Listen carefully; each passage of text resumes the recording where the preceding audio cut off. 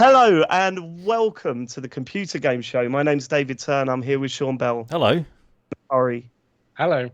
James Farley this week. He is busy with work. Honestly, he just sounds insanely stressed out. So, I mean, even more so than usual. So we've done a like for like in terms of energy. We've got Inel Tomlinson back on the show. Way better than James. Hey, fun James, innit? Hey, when it comes to guests, yeah, who you want to listen to, innit? Is it me or James? Well, I mean, you are picking on our most popular member. Listen, It's hard. Who's James, innit? Who? Who's he? That's what I keep asking. I keep asking that. I don't even know who he is. He rocks up when he wants. Oh, I want another week off. Do you, James? See what I'm saying? Yep. Unbelievable. Well, you might have to like cut him out a couple contracts. Yeah, well, we've thinking about it. Yeah, it's discussions ongoing. Discussions ongoing. His lawyer's talking to yours, yeah? Well, he represents himself, so it gets really awkward. Oh, okay. It's like in court, you just don't do it. Do you know what I mean? It's just not a good idea. But he's played enough Phoenix right, he thinks he can. That's true. Objection! Yeah. He does back music on when he's trying to make a point. You're like, no, I'm not sweating, James. You can't play that one now. You've got to wait until I'm sweating, mate, and it's not going to happen. We'd like to start the show by thanking our Patreon producers this month, the full Nels crew. Aaron Patrick, the QuickBooks chap, Simon Nelson, Jack Oven, Moomin Biscuit, Trans Rights and Human Rights, Dave Ernsberger, Colin Brown, Gazman, Rocketman76, Grey Dragon Claw, Smooth Monkey, Don Whiskerando, Colin Smith, Richard Sawyer, John Tempelli, Jackie Sniper, Gordon Garrow, Safe as Records, Sam Higton, Freelance Police, and Steve Garrett, the slow Kindle bloke. Yeah, big up the patrons, innit? I nearly did it perfectly, and I got the word bloke. Messed that right at the end, did it? I do. Oh, actually, before you begin properly, last time I was there, you lot had like a proper shootout thing. You had like a day with the patrons, and you went to like laser questions. That's right. Stuff, Oh God, yeah. How did that go down? Oh my God, that was probably the best day of my life. You're married? Oh wow, you're married, right? Yeah, no, it's been a bit of a shit life, to be honest. But She's not listening. But well, it was weird, right? Because we didn't know how many people were going to show up. We sold out. I think, a few people couldn't make it, but all in all, there was probably around 150 people there. Oh wow! Playing Laser Quest for 5 hours, was it, Sean? Gee. On and off. 5 hours. That's a war. Wow. Technically, that's a war, right? I'm interested to see what you think. We called it that. We did call it that. I think it's a war. If you have more than 50 people, that's a war. It was more or less as traumatizing. My team and Matt's team got to the final. Who would you have put your money on? Oh, my money's going on Matt. Don't let me down, bro. You'd have lost that money. Never. You were. Yeah, if you go into a bookies these days, they have a sign up saying just never bet on Matt. Like, there's just I got to the final. That was enough for me. Hey, well done. I went the first time I went airsoft a couple of weeks ago for the first time. That's a weird one, isn't it? We've done airsoft at your stag, didn't we, Matt? Yeah, where that was great. You have to trust the people around you, because if you don't know airsoft is like paintball, but you're using little tiny plastic pellets instead of the paintballs, and you have to put your hand up when you get shot. So you have to trust that the person has gone. Listen, there was a lot of friendly fire going on. Yeah, I bet it a lot of people got taken down by their own. We was doing it in abandoned Debenhams as well, so it was like multiple floors. Oh wow! Yeah, escalators was like covered in pellet bullets. It was nuts. That's amazing. People holding out in the fitting rooms. Fitting rooms was dangerous. Shot in men's Fitting rooms was dangerous, yeah, because it was a nice little spot you could pick people off. But once people knew you were in the fitting rooms, that's it. There's no way out. There's no way out. No way out. No way out. Oh shit, man! That sounds amazing. Whereabouts was that? Where was we? This never happened. I'm trying to remember now. I just worked out this was a dream. This was actually a dream. No. I think it was on the way to Slough. I think it was Newbury. That was it. It's just like that bit in Inception where he's like, "How did you get here?" And he's like, "Fuck." Yeah. There's a spinning dreidel behind him in the corner. Newbury. I know it was a old town, but like It was a lot of fun, man. A shootout on old Debenhams. It sounds amazing because there's so many old Debenhams now. Listen, Like, every abandoned Debenhams is an airsoft arena. Yeah, that's great. All up for grabs. Yeah, hiding out in Dorothy Perkins. I thought most of them were vaccination centres now, weren't they? Maybe that's going on at the same time. Now they're war zones. Yeah, no, I mean, it was such a great experience. The live show was great, and then meeting everyone. And you afterwards, won as well. Look at that. Look, I am the champion. I wish I didn't have to say that. You know, I'm not an arrogant guy. Oh, hold on. How many games did you win? So we played it all each other once, right? So we like a tournament. Yeah, so it would have been 5 games each. Oh, we all had 5 games each, and I was unbeaten the whole weekend. Oh, wow. I'll have you know. I mean, I don't think it wasn't down to me. It was a team effort. I was going to say, seeing I was unbeaten. I was going to say, we need to see some footage of this. How many games did you win, Sean? It's not really important. It's about the taking part, etc., etc. We had a good time. That's the main thing. Is it the main thing, though? Because I think the main thing was winning. You can help support the show by going to patreon.com/TCGS. Different tiers, videos. Sure.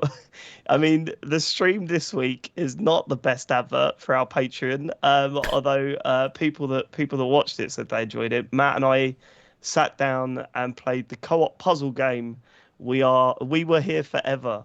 I've never the latest one, right? Oh God, it's the latest one. Yeah. I've never come away from a stream hating myself more. I was like, I am so thick. Like I thought I had some sort of intelligence about me. I've never done an escape room, but I thought I did quite fancy that. I'd still be in an escape room. I'd still be stuck there now, no matter where it was. I was terrible. I hated it, Matt. I hated it. What? It was good fun. I mean, I struggled, but at the same time, you know, for my ego, it was absolutely devastating. I knew I was an idiot. That's why I went in knowing I was an idiot. But I didn't know I was an idiot. I knew you were an idiot. We all knew you were an idiot. I was an idiot. You're going to just send the recording to like your GP and be like, what is this? What's going on here? Have you got any tablets for this? Patreon.com/TCGS feedback, Matt. They'll love it last week, did they? Well, have you got any feedback, Sean? Loved it. It was, I mean, the Tchia stuff was a bit weird. We'll get to that in a bit. The what? Oh, the Tchia stuff? Yeah. Okay. What? I didn't like it? That's weird, is it? Not that you didn't like it, that you were definitively saying it was like shit. It's right. Okay, we'll talk about it later. Yeah, fine. Yeah, Ian was great. It was bittersweet. Obviously, you know, he started talking about getting a Series S. I'm a massive advocate for the Xbox Series S. And he was like, oh, yeah, I've got one. It's amazing. I'm playing all these games on it. And every game he talked about was at least like 10 to 15 years old. And I was like, you're not really helping. It's true. Like, it's true. It's what you're using that machine for, right? Yeah. It's like, I'm playing the new Resident Evil 4 on this. Come on, like, help me out.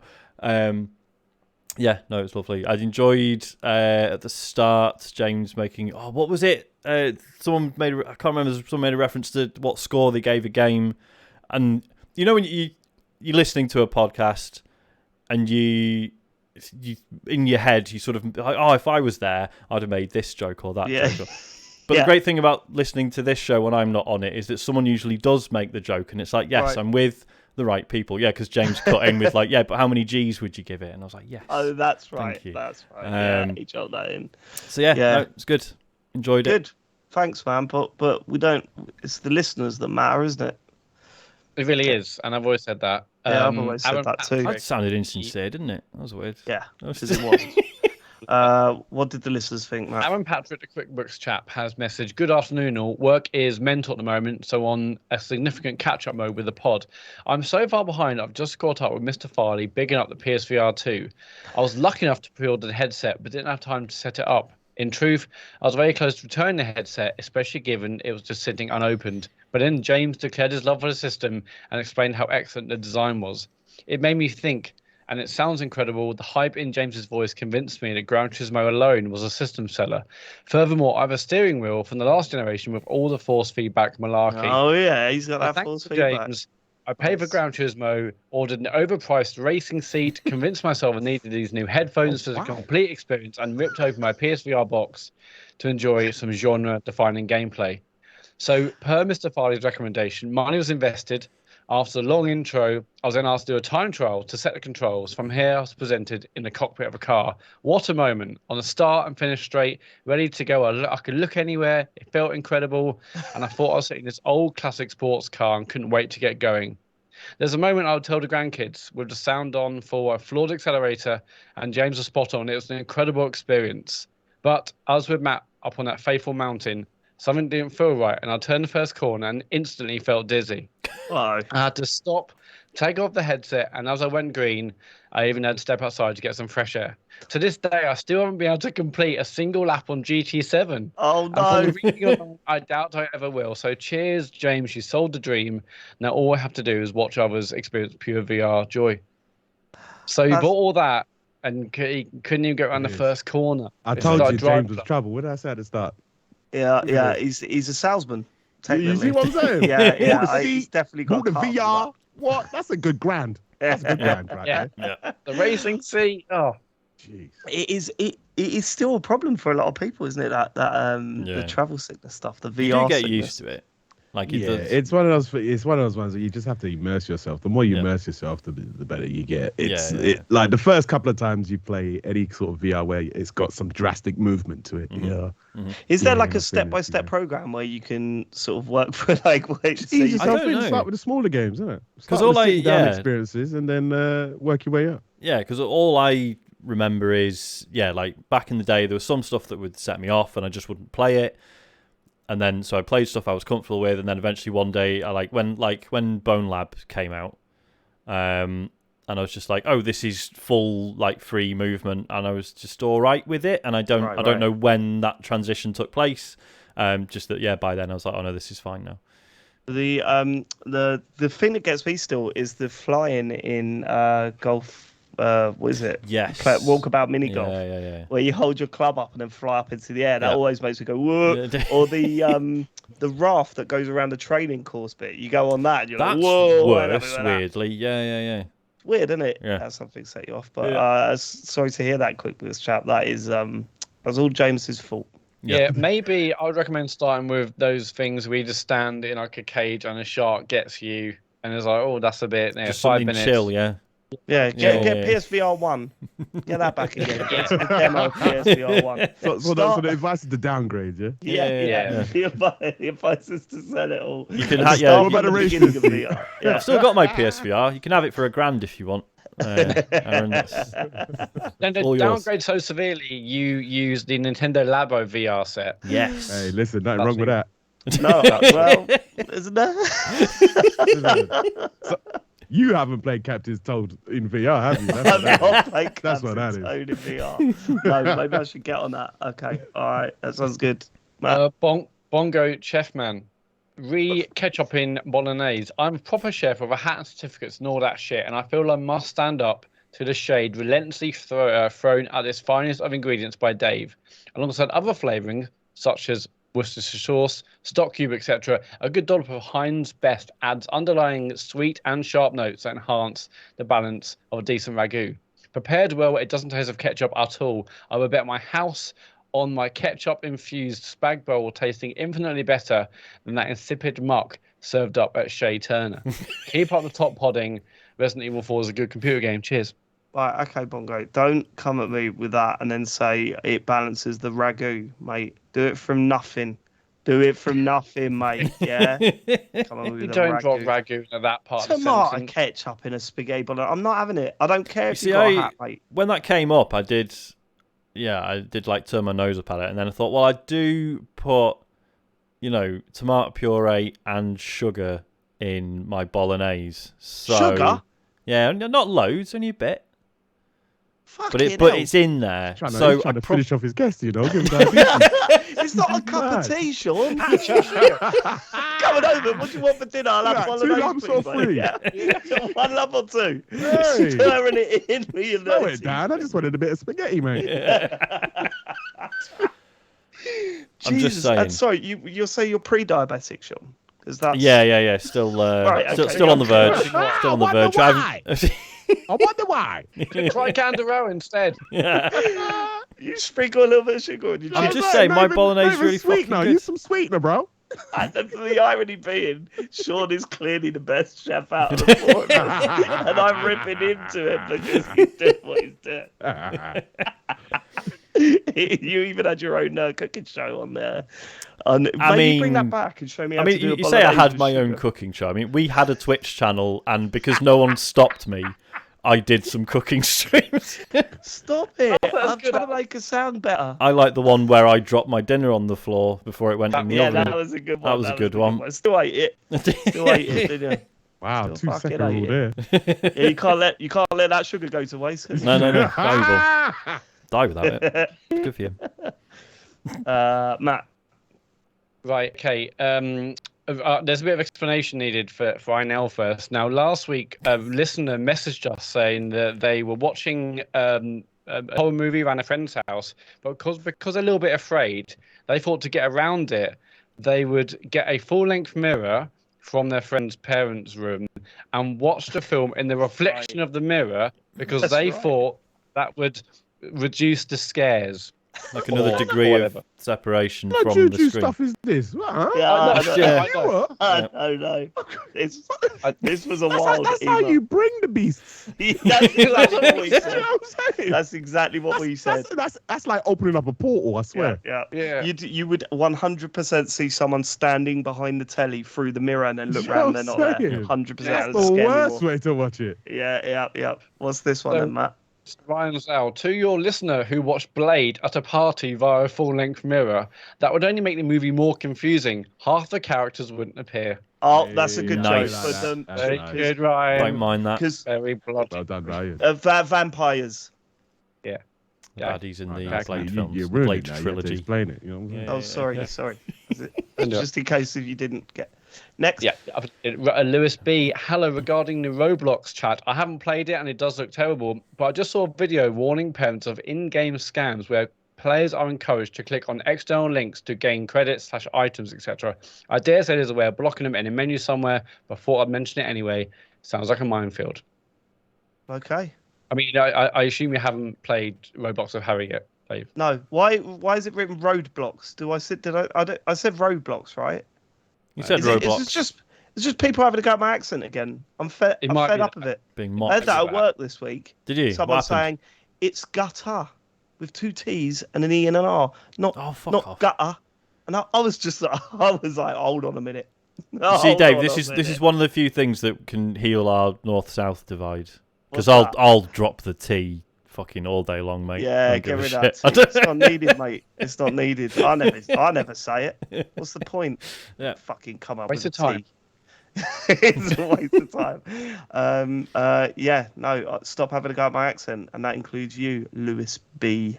Yeah, move on with your life. Right, Gabe Walker, your arms in Blade and Sorcery. I seriously loved Sean's VR stream of Blade and Sorcery so much that I bought the game right after watching it. I was sick within 5 minutes of watching it. We had to go after spending £1,000 on a full set of armor. Chair and everything. Yeah. A trebuchet as well. The moment the game clicked for me was when Sean mentioned you have to swing your arms to run faster and jump further. This is the game's best feature. Fuck the combat. This game has the best climbing system I've ever seen. You can use your arms to make your avatar climb on just about any inclined surface. Not only that, you can use your axe to scale even the flattest of surfaces. Sean, thank you for giving me the greatest gaming discovery of my life, an honour previously held by the Res Trance Vibrator. Nice. Yeah, it's a really fun game to like climb around on stuff because you can, like it says, like even if you've just got like a knife or something and there's like a wooden wall that you want to scale, yeah, you jump up and just knife in the wall and then you can hang off that and then pull yourself up. It's fucking great. That's pretty amazing. The problem I've had with climbing in VR games is that it always feels like you're moving the environment and that you're not actually climbing up, but the world is going down. Yeah. Like that International Space Station simulator thing. I've still not tried that. Oh god, it made me feel so sick. yeah, it was really bad. Like you grab hold of things and it was literally like you just pulling the whole space station around you. It was, but then is that what that actually feels like? I don't know. Has anyone been as any of you three been in a space station? Anyone in the chat been on a space station? Anyone? If you're an astronaut tcgs.com/this tcgs. It doesn't matter, Dave, because someone will still correct us saying, well, actually, I have, and it doesn't feel like that at all. So, Right. Has Matt's voice just gone weird for anyone else? Yes, it has. Yes. Cool. oh, right. Pause. What? Your voice has gone weird, mate. You might need to reconnect to the Skype. I thought he was tryght to do some NASA stuff. Yeah, I thought it I was just like, got into oh, okay, space. he's got the effect. Fucking Holy Mr. shit, Ons. he's got the NASA button. I thought he was trying to do the Troy Baker in Lone Echo. You guys like that? Sing Can you- space, that's a good man. VR. That's no, a you good sound VR like a space game. robot, mate. Yeah. Can you invite me back in? Invite you back in? Yeah, sure. Oh, aren't you the host? Oh, fucking hell. I'm still here. Should we not invite him back in? Let's Should we finish just the carry on? show? It's a bit harsh. Oh, he's back. You Any back? better? No. That's exactly the same. Try unplugging your mic and plugging it back in again. Because that's another thing that happens sometimes. Yeah. Just reconnect it. Oh, that's going to turn off his recording. Yeah. You better? Oh, yeah. No, it's No, not no. fucked. Same. Did you Okay. just no, hold on, you just unplugged the what's it? You need to unplug it from the computer. Like the cable from the computer and then plug it back in. Yeah, that is going to fuck everything. Well, we just have to redo the No, should we stop Thing like the recording? No, not yet. Hang on. start So arguing it's, with yeah, it's someone hard to from take Mars. you seriously with it.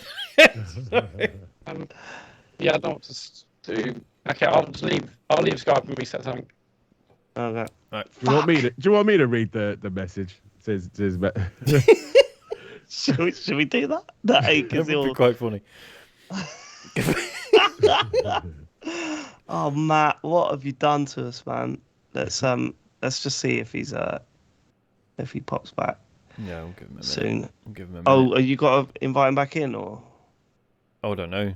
Oh, no one invited him in then, right? So he should be alright. Oh, right, yeah, so yeah, he managed to come back in by himself. Yeah. Oh God. Sorry about this. I know. it's all right, sure. Sorry, I've just realised what he's because on the stream, it's just paused on like the last frame. Oh yeah. Oh, that's amazing. Oh wow. That is amazing. Oh, Right, wow. bear with me 2 secs. You know what? We don't even need him back. Keep that. That is an improvement, to be fair. Well, he always because I have Yeah. pictures of each of us like on standby. Like if one of us drops out of a recording go, that's and the we haven't got a standby guest, I'll picture. put so that's it. That's Matt's. Oh, new you one can't get better than that. sorted. Screenshot it. You see, sometimes stuff like if stuff goes wrong just with the stream, we always say like it's a podcast first. The stream is a bonus. Hello. So we will often just kill the stream and just crack on. But this was I think this was beyond that. Sorry, Matt, you back? Yeah, I think I'm back. Hey, yes you are. Hey, there he is. All What was that good. about? Don't know. Yeah, I dunno, my mate. recording has stopped, so All right. Okay, okay. so we'll have to stop. Okay, sorry. I know this is a real pain. But if you could stop Can I your stop it as recording, well? and actually, you could probably keep yours going, right? Yeah. yeah, definitely. If everyone's going, Uh, I'll just oh, fix No, mine. I will redo mine Yeah, I've because I've stopped already mine. stopped it. What Yeah, about we 3, spoke 4, 5? No. Yeah. Yeah. Cool, thank you. 3, 4, 5. Hey. Podcast, man. Fucking Annoying. pain in the ass and they were. So what? He just suddenly started going robotic. Yeah. Really weird. It didn't sound like a connection issue. It was. Yeah, I've heard that before. Is it Skype feature? Is it? Yeah. It's a Skype feature. Great piece of software. You press the wrong button. There was Matt. another I tell you update what, they to it dropped today. the ball during the pandemic, man. They dropped the ball. Really? Like seriously? Yeah. They dropped the ball, man. What's we moving to after this?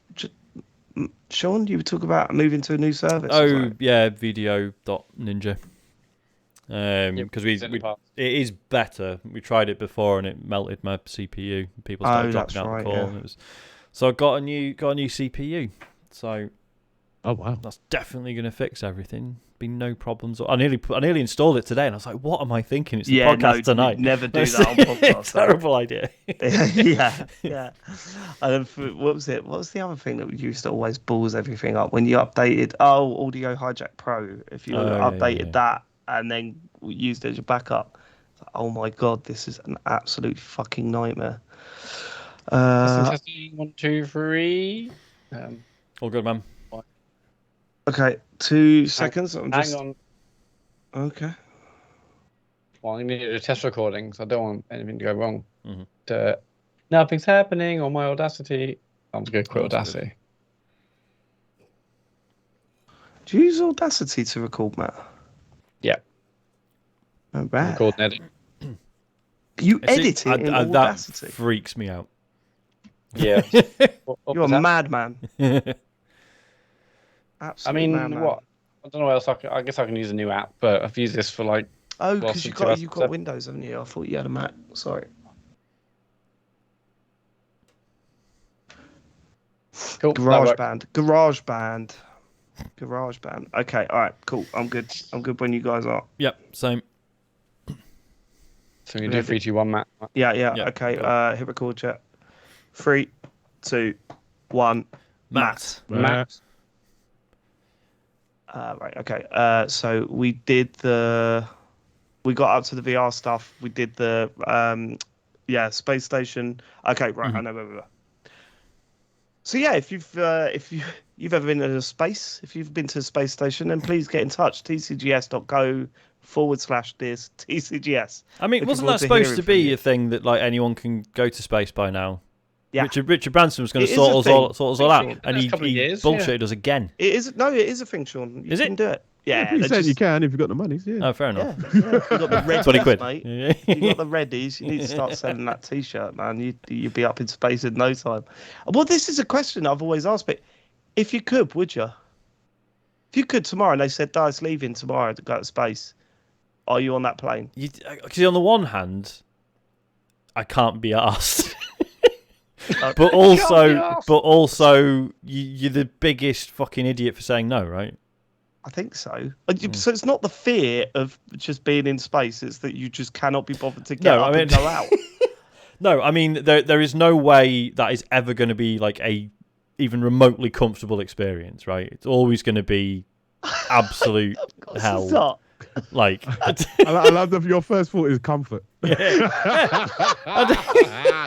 in-flight movies are there? No, I'm just saying there'll be a lot of people who will get that offer and be like, "Oh, well, I imagine it's just like in Star Trek, right? You just get in and floats off, and away you go." It's like, no, it'd be awful. This is wild.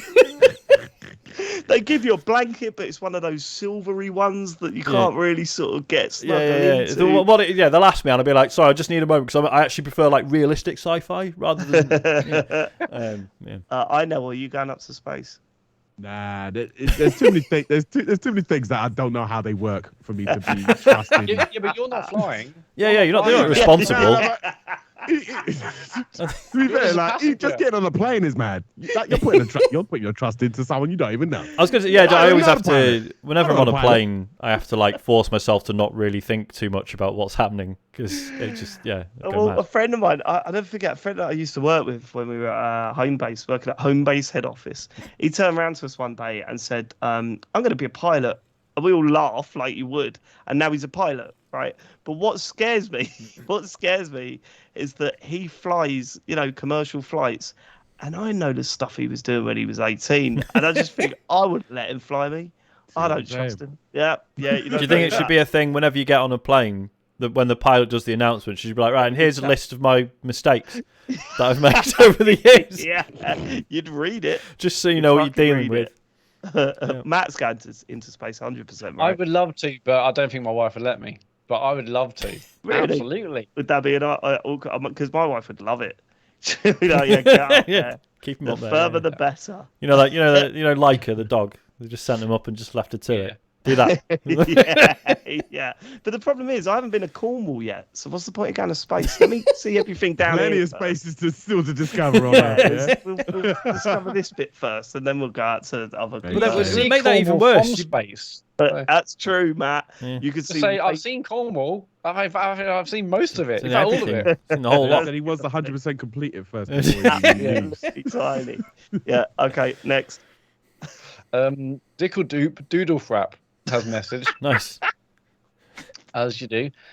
Hi guys, just got to the bit in last week's episode where Dave had finished his review of Tchia. He finished the review by saying he needs to finish it because the kids are enjoying watching it, and now that they're saying he needs to find a dad. I thought this was actually quite a touching moment that needs highlighting. It seems to me that the kids find this particularly compelling because there's a projection of what would be like if their own dad was missing.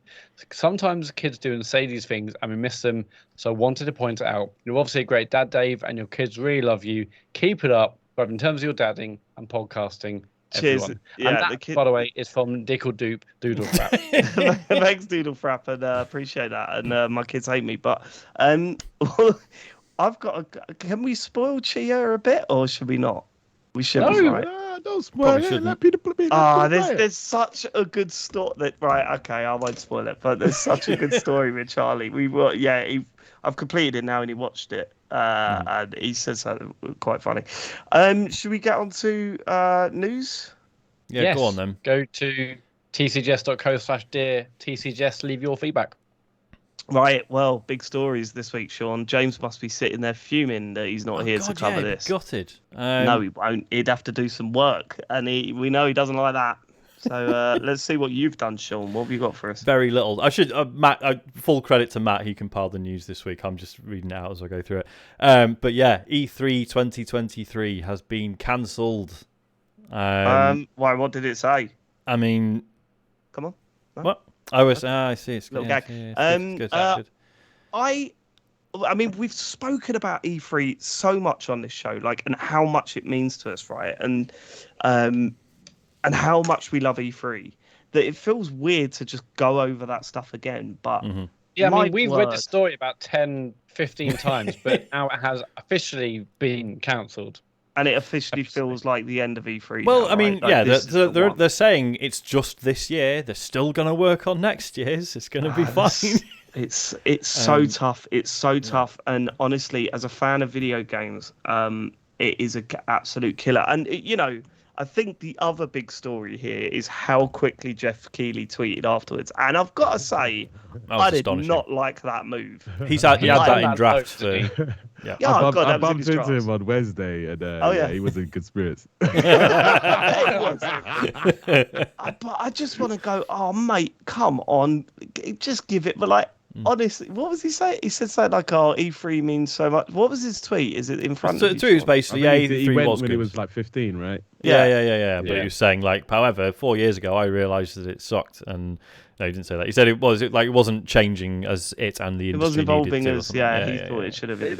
He's not wrong. He's not wrong. Mm-hmm. He's not wrong, but it also, I mean, when I look at the product that he's kicking out at the moment, I don't love it. I do not love Summer Games Fest, and if he was to tighten that up and build it into a replacement for E3, then I'm all for it. If it's a similar David, you're thing. Forgetting his thing is cheaper for everybody. Everyone. That's the main thing. You got to remember how much these conventions cost money just for to have a stand there, just to hire out the carpet. I mean, I know some companies, they different. When you go to some of these conventions, then you go into someone's booth and the carpet's different. Yeah. That's because they paid extra. They pay good money for that. You know what I'm saying? And that's the thing, right? That's like $100,000 just for the carpet. Now you're thinking about all the different installations, the lighting, all the staff, how many days it's going to be going for, then the hotel costs and everything to put everybody up. This is meals. Do you think Sony ever? That's got to be tough as well when you're putting something like this together and you're a lighting company and you get an inquiry about a bunch of lights for a show and you write down a figure and you say, right, who's the client? Microsoft. All right, okay, let's whack a couple more. See what I'm saying? I was going to say, do you reckon it's pricey? On the carpet thing, do you think Sony ever just think, right, I need to phone up all the carpet suppliers in the area and get all the red and green carpet? You can't just buy it up, put it in a warehouse for the weekend. Because you got to remember, someone's got to lay that carpet, and the carpet has to be compliant with the venue, so it doesn't mess up their floors underneath. It's all some mad logistics just for the carpet. I'll be honest. When I was thinking about the cancellation of E3 this year, I didn't think we'd spend most of the talk about the carpet at these events, but here we are. That's interesting though, because it's that sort of internal battle in my head, because whenever we talk about these things, we say, well, it's better for the companies now. What the fuck is going on here? Right. Okay. Sorry. Just note down the time there, Matt. Sorry. Fucking Mac just froze for a split second. This is a cursed show. Yeah. Oh, no, it's happening. Okay. I'll start again. Because I have this internal battle in my head where, like, your brain goes, it's just so much straightforward for the companies to make their videos and stream those. They're tighter. They're not going to do the embarrassing stuff anymore. Yep. No mistakes. No, save a ton of money. But the my heart goes, yeah, but fuck all that. Spend the money and make yourselves look stupid because this is the best week of my life. Yeah. You ruin it. You ruin it with your tight videos and your proper presentation. Selfishly, yeah, I agree. But like at the same time, it's too much of a risk, man. And you got to think about how many video games there are now compared to 20 years ago. 20 years ago, like, we're looking forward to Halo and maybe a couple others, and you're like, yay, nice. Now there's like 1,000 games coming out this what year. Xbox are doing now. That's what Xbox have been doing for the past 2 years. They're still on Halo. That's why they work. Game Pass is here. Yeah, like it's understandable, but it sucks, and it does feel like an end of an era, and an era that I think we're really going to miss. Like you sound like a spoiled little boy. That's what that sounds. I am a spoiled. I think it's just it's growing up, right? Like the industry is growing up. It's moving away from. I mean, when you looked at the early E3 stuff, and it was people in ill-fitted suits showing graphs and sweating, and then it evolved into these huge stage performances, which were inevitably going to have like these things. You're forgetting the really early days of the booth babes with ladies in scantily clad, dressed giving out game consoles and things like that. Like it's evolved, and for the better. It's for the better. Oh, yeah, well, yeah, but it's evolved to the point that it's dead now. That's the problem. That's the problem. It was the last thing that had to go. The whole conference. Yeah, so I mean, I feel sorry for ReedPop in this. I mean, I'm not sure. I mean, I'm sure they probably tried and probably did everything they could to try and get it working, but it feels like the industry had already moved on at that point. I'm not sure if promises were made or if they had talked to everyone before and they got like a green light, like, hey, where everyone else is saying yes, all the other publishers, developers, they're in, and now they've changed their minds because it's too risky. But it feels like, you'd obviously assume everyone at ReedPop has like tried to do as much as they could to really be a savior of E3, bring it back, but now everyone else is like, I'm just not doing it. Because what's strange is the joint statement from the ASA and ReedPop says, we appreciate and understand that interested companies wouldn't have playable demos ready and that resourcing challenges make being at E3 this summer an obstacle they couldn't overcome. But then you're like, I've just seen everyone at PAX, even at WASD in London last weekend, obviously different scale entirely. Clearly, people are still putting demos together and going to events. Right. So I don't see. Go on. The LA Convention Center is massive, right? And I've been to a couple of ejects like after pandemic where it was empty. And when you're in a warehouse and it's empty, everyone feels it, and the vibes is not right. And so when you ain't got Nintendo, you ain't got Microsoft, you ain't got PlayStation, you ain't got Ubi, EA's doing their own thing. It's like, who's gonna fill that space? Because it's costing money, and the big guys would offset that cost. But if they ain't there, someone's got to pay that rent. Right, that's right. But it's the boost side of it that I didn't really care about. Like what I want and what I would like from either the industry or some of the Games Fest, if they manage to get some of the big companies on board, is to have like a very concentrated week of announcements and promotional material. Like I want it in the space of 4 or 5 days, because it then creates an event, right? And you're not just constantly getting these videos every 4 months, and they'll still do smaller ones. I mean, Nintendo did directs in between E3s like all the time, and it didn't affect what they were putting out over the E3 period. But I think that is something that's needed from our point of view, from fans of video games. But Nintendo was still showing up. Like they do their own directs, but they still do their Treehouse stuff. They still have their demos there.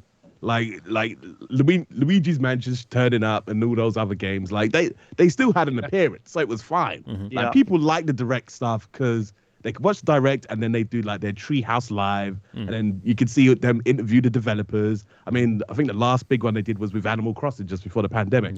Like they took over that E3 with showing Animal Crossing. Like, it was the first time people got to see a good look of Animal Crossing New Horizons, and now we know how that game turned out. Amazingly well.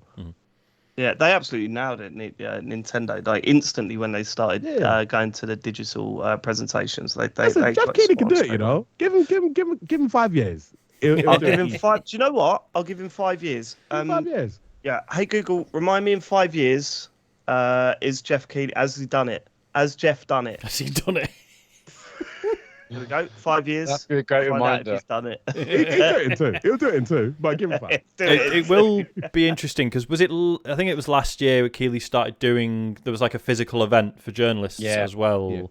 Yeah, so seeing how that evolves this year, because I know I heard like really mixed things last year. Some journalists saying like, "Oh my God, this is the future." Then others saying, "Well, I was allowed in, but then I couldn't get an appointment with any devs or anything." So there was teething problems there. So hearing how that goes this year will be interesting, I think. The reason I'm confident with Jeff is because he's a guy that puts his homework in. He does his homework. He's that kid in the class that came in, did the project, and the project was fire. And everyone's looking at their own projects and thinking, mine's trash. That's Jeff. And like, I never liked that. Do you remember what he used to do before the Game Awards? All of those shows, everyone was giving him the feedback, and he took the feedback on board and he changed it how everybody wanted. And look at the state of it now. It's completely different to how he first started doing the stuff with like Jinx and everybody else. So, give him 5 years. I will give him 5 I think years. I haven't minded the summer game stuff. It's just summer game fair stuff. It's just how long it is over the summer. If, as Dave says, that was much more condensed, that'd be great. Because right now, I mean, like, even though the first couple of years it was literally like the entire summer. It was like three and a half months. Last year, I think it was shortened, but I was changed during it. If it's shorter, brilliant. I mean, we're never going to have E3 back. I mean, they might have said this is just this year's one. It's never coming back. Like, it was already on live support. It's not coming back now, and Jeff will just do what he needs to do. But I hope his thing is just a bit more condensed. Yeah, for sure. Okay, but end of an era. Speaking of digital presentations, Sean. Yes. So Nintendo gave us 10 minutes of footage of Zelda Tears of the Kingdom. Favourite thing about this presentation was all 4 of us in the WhatsApp group saying, "Well, I ain't going to watch it. And then we all watched it. We were like, "Oh my God, it looks amazing." Nintendo, you got to watch, man. So it was on, was it like 4 p.m. on a weekday? It was on, and I was in the office, which is rare for me these days. And I thought like I could go and sit in the bogs and watch it on my phone, and then I thought, no, booked a meeting room, Dave. You booked a meeting room? Booked a meeting room in the office, took my laptop with me, headphones on. Yeah, Sean did it right. Yeah, love that, man. I mean, what if someone came in and saw that? Well, they wouldn't, because they can see on the system that it's booked. Okay, right. So that's it. Room's occupied. Big meetings going on. Don't wander in. Yes, you've caught me watching video game videos, right? But alternatively, you shouldn't be in here. So how are we going to deal with this situation? Exactly. I'll tell on you. Actually, I'll grass you up, mate. Looks incredible, doesn't it? It does look. Oh my God. Yeah. I mean, how are we? Because I know some people did still avoid this because they want to go in knowing as little as possible. Yeah, we don't have to go into details, but they showed some of the new abilities, and they showed. I mean, it's one of those things. I think we can talk about them. I mean, I think this was a great presentation because beforehand I didn't want to see anything of this, and then everyone at work had it on. I was like, okay, I can't avoid it. I want to watch it, and I'm so glad I did. But I think what they did really good is because we still don't know a lot of stuff about the story. That's still a big mystery. But what they did was they just looked at, hey, here are the new abilities. Here are the kinds of cool stuff you'll be able to do. And I think it was a perfect way to show you stuff without ruining it. Because I was thinking back to when Breath of the Wild was out, and I was seeing all those videos on Twitter, and the more you saw, it never felt like things were getting spoiled with the game. It's a really rare game for you to see more and never feel like, oh, no, I don't want to see that, because you were seeing so much, and the game was so big that it didn't feel like that was ruining your particular journey, your particular story. And I think like this, I'm seeing this, I'm like, wow, all the possibilities, but that is not a spoiler. So one of the things that made me laugh. One of the abilities that made me laugh, I made a joke of it on Twitter, was the binding stuff. And the example they gave was here's a stick, and you can beat people with sticks, but it breaks really easily. But if you bind it with a rock, it becomes like a club. And I was thinking, well, that's going to be as far as I go in terms of my imagination with this shit is so crap. You know, they were showing. Stick. Yeah, I've got to stick with a rock on, and I'm going to load up Twitter, and oh look, here's a 7-blade sword boomerang that someone's using, and I'm going, well, I'll just go back to my rock stick again, and we're all running around sort of battering people with them because that's. But what I've I also haven't got a the stick and brains a for rock. it. Is that something? I've got a stick and a rock. It's different. Yeah. Stick it's of a rock with a it's got your name stick written coming out straight of for it. it. Yeah, But so something you get at the seaside, isn't it? Yep. Always that was tastes the like fuse crap, mechanic, those wasn't it? Was it What's fuse that one? Fuse, fuse. Oh, well, I thought it was bind, but yeah. And then Fuse, they had a reverse. You could reverse stuff, and I It's don't know. marketing stuff. It's all for the marketing. That's all it was. It's how are they gonna sell this to people that don't know about Zelda? This is the cool stuff you can do in it. And that's all it was. That's It was all it was enough to sort of like make you get your imagination going and think, oh my god, the possibilities. And it worked. It worked because we hadn't seen that stuff before. And my favorite line in the whole presentation, Sean, was when he said, we're not going to show you all the new things in the world because we'll be here for ages. And I thought, and also that would just completely destroy the game. Like, why would you sit there and tell us everything new in the world? But it was a game that I think we were all worried about. And, you know, who knows how it's going to end up. But we all come away from that trailer being a little bit more positive about it. Oh, right? no, I was massively more pumped. Yeah, I mean, I was worried about performance and this and the other, and I thought I was just kind of giving more of the same, which is good because the previous one was amazing. But seeing this, I'm like, man, the possibilities. Like, just think about all the videos we're still seeing now to this day of people doing cool stuff with abilities, and these are just. I feel like these have been developed because they're like hand. The possibilities with these four specifically can absolutely like blow people away. If we were impressed now with what people are doing with the existing abilities, and these four feel like they've been built with a view to just doing the most mad shit possible. It's like it's formalizing what people were doing in the game anyway. And also people who moaned about the weapon durability, it's like, well, here's it's just another way of it's a way of mitigating. Said, make your own. Yeah. Well, you fucking do it then. Yeah. You don't like the weapons we're giving you? Fucking you do. Yeah. But do you know what I mean? It's a nice halfway house because it's okay. Here's a way of massively mitigating the durability stuff, but you've got to engage with it, right? It's a thing you've got to work with. It's not just we've taken that out. So, but the other ability is that Ascend one, where you can literally just like go through the ceiling, as long as the room or thing you're in has a ceiling, you can go through that. That's like if you can't bother to climb, you can just ascend through the ceiling of the room. You know, there's going to be some crazy secrets to that. If you think about what they did with like Mario Odyssey and the amount of secrets that they had, it's like no one's ever going to go over there. Then they did, and there's secrets there. It's like you know they're going to kind of do a similar thing with Zelda. It's like who's going to walk through this ceiling? And all of a sudden you're just like, yep. You found some like brand new quest that no one's ever discovered. So it's. I mean, the first ability they showed was that recall one, where it's just like, you basically, I think in the video maybe Link falls off a lift and then it recalls it, and it's like even then I'm like, wow, what can we do puzzle wise with that? And that was nothing compared to the other stuff we saw. It's funny though, isn't it? Like they're still not giving away like is it still shrines or is it proper dungeons now? They're still like all that. Like we have no idea still. So loads of secrets. That's stuff I don't want to know about. Yeah, I mean, I probably will, I'm sure, but I'm glad they just focus on these abilities. Just think about the possibilities. We still don't know about story. We don't know about. There's so much we don't know, which is good. I like that mystery. Well, even with the weather system as well, in terms of like how that's going to come into play with the new instruments and being able to fuse things. You know, you're going to have to utilize the weather in some sort of way to kind of get through hurdles and things like that. Kind of create contraptions in order to kind of like weather storms or whatnot. So it's a Nintendo I've always been confident about this Zelda because. It's based on the last one. The last one was incredible, and it had so many systems that could be expanded on, and it seems like they're just doing it. Was Ascend a glitch that they found at the end of like development and have just called an ability now to get around it? Yes or no? Oh shit! Fucking hell!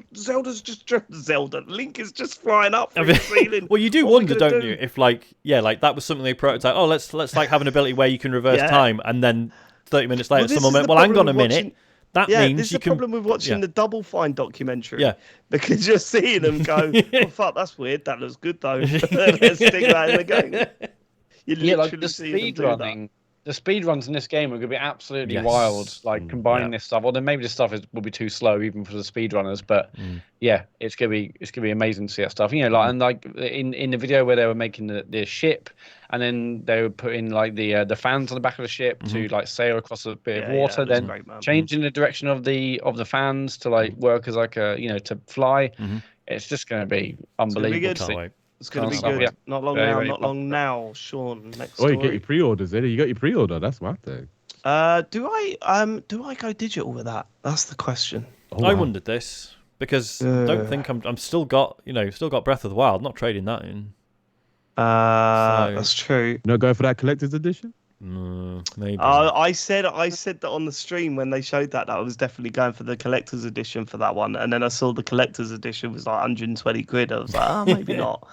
Maybe I'll save the money on that one, but I don't know. Yeah, okay. You're not getting the special OLED. No. I feel I'm not a fan of it. If I I'm think that honest. game digitally, I'm thinking about is that the Nintendo, Switch digital games don't go on store till like 2 or 3 o'clock in the afternoon, right? Oh, that's true. Whereas if you go physical, you can probably grab one. Might turn up. There's a shop open in the morning. Yeah. So Get to Argos, mate. yeah, I don't want to wait till 3 in the afternoon. Get to Argos. Okay. Hey, Argos are known for breaking their street dates. It's Yeah, all yeah, good. yeah, a little You bit. can get that I love early. it. I don't give a shit. Oh, man, I used to love it when that was a thing. When you, Hey, you know, they still break- do it. Yeah, I remember you- getting Halo 3 like a week early. It was Yeah. mad. Straight Yeah. from Argos. Some I old told the lady story sold on it the to show me. She didn't even. before, but she didn't know. Banjo-Kazooie, my local independent game store, and slipping a $5 to the owner. So give me Banjo-Kazooie about 4 weeks before it come out. Oh, I had that game completed before they were advertising it in the newspapers, mate. That's my claim to fame. You can only do that with Nintendo games, to be fair. Nintendo always finish their games early. Yeah, they The do. games are finished. I bet Zelda was done last year. They're just sitting on it. Probably. Sitting on it. Just couldn't bother to release it. Like, oh, go on then. Listen, the amount of games that Nintendo sit on, they, Oh yeah, no, it's nuts, isn't it? Yeah. they sit on games. Yeah. It's like, yeah, it's done.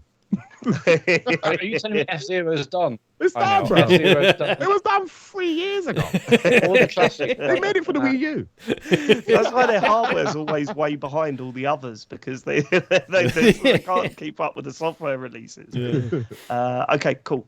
Speaking of Nintendo hardware, so they've now officially pledged that basically they will repair your Switch Joy-Cons forever, or specifically with regards to stick drift. So It's about time, right? I mean, Yeah, everyone's got this problem. Also, I didn't realise this has officially been a thing in the US for a while now. Right. Unofficially, there's been reports of people in UK and the EU getting their Joy-Cons fixed despite being out of warranty, and so they've officially confirmed Whoa, now. Yes, has there been some sort of alleyway repair studio going on in Nintendo? Well, you do wonder if UK? this is just them realising that legally this is going to become a problem if they don't do this, right? Yeah, of course. Yeah, So, I mean, it's so obvious. I mean, the state of Joy-Cons at the moment is outrageous. And also, I don't know if you've ever seen like young kids with Switches where they just peel the rubber bit off the top of it, No. and it's just hard plastic Joy-Con sticks. Yeah, it's awful. Like, oh, can you help me with this bit of the game or whatever? And I pick it up and I'm like, I am not touching this. No, get out of my face. I should always carry around some Hori Pro sticks? Yeah, that's Carry it's a around great with them in controller. a bag so I could just chuck their dodgy Joy-Cons off and slip mine on. But yeah, no, I'm glad they're doing this now, but it is a little bit late, isn't it? Well, yeah. Plus, like, you're still looking at like a 10-day turnaround or something, Right. right? Which is I'm still going to take advantage. I got a whole bunch of pairs that I need to get sent off to. Yeah, there's only Yeah, so much contact cleaner you can spray down those fucking things before they start filling up. pouring out. I've already opened mine up. Does that void the warranty? Good I put question, metal rails probably. on some of mine because the rails get like dodgy. So Well, like because I've metal switched ones the on. cases on mine, so I'm pretty sure they won't repair them. But Oh yeah. Oh, you still got your SNES ones. yeah. Oh, nice. Oh, well done. With the kid about as well. That's quality work there, Sean. That is quality work. Okay. So we've had some early impressions of the Super Mario Brothers film. I always forget. It's the Super Mario Brothers movie, isn't it? That's the actual official title. I just keep calling it the Mario film because I can't wait. We've booked up. We're going on Saturday.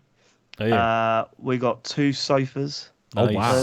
Dead center. That's how you doing it, yeah. Oh yeah. I am super pumped for this, and it's embarrassing because I was talking to, I was chatting to the dad.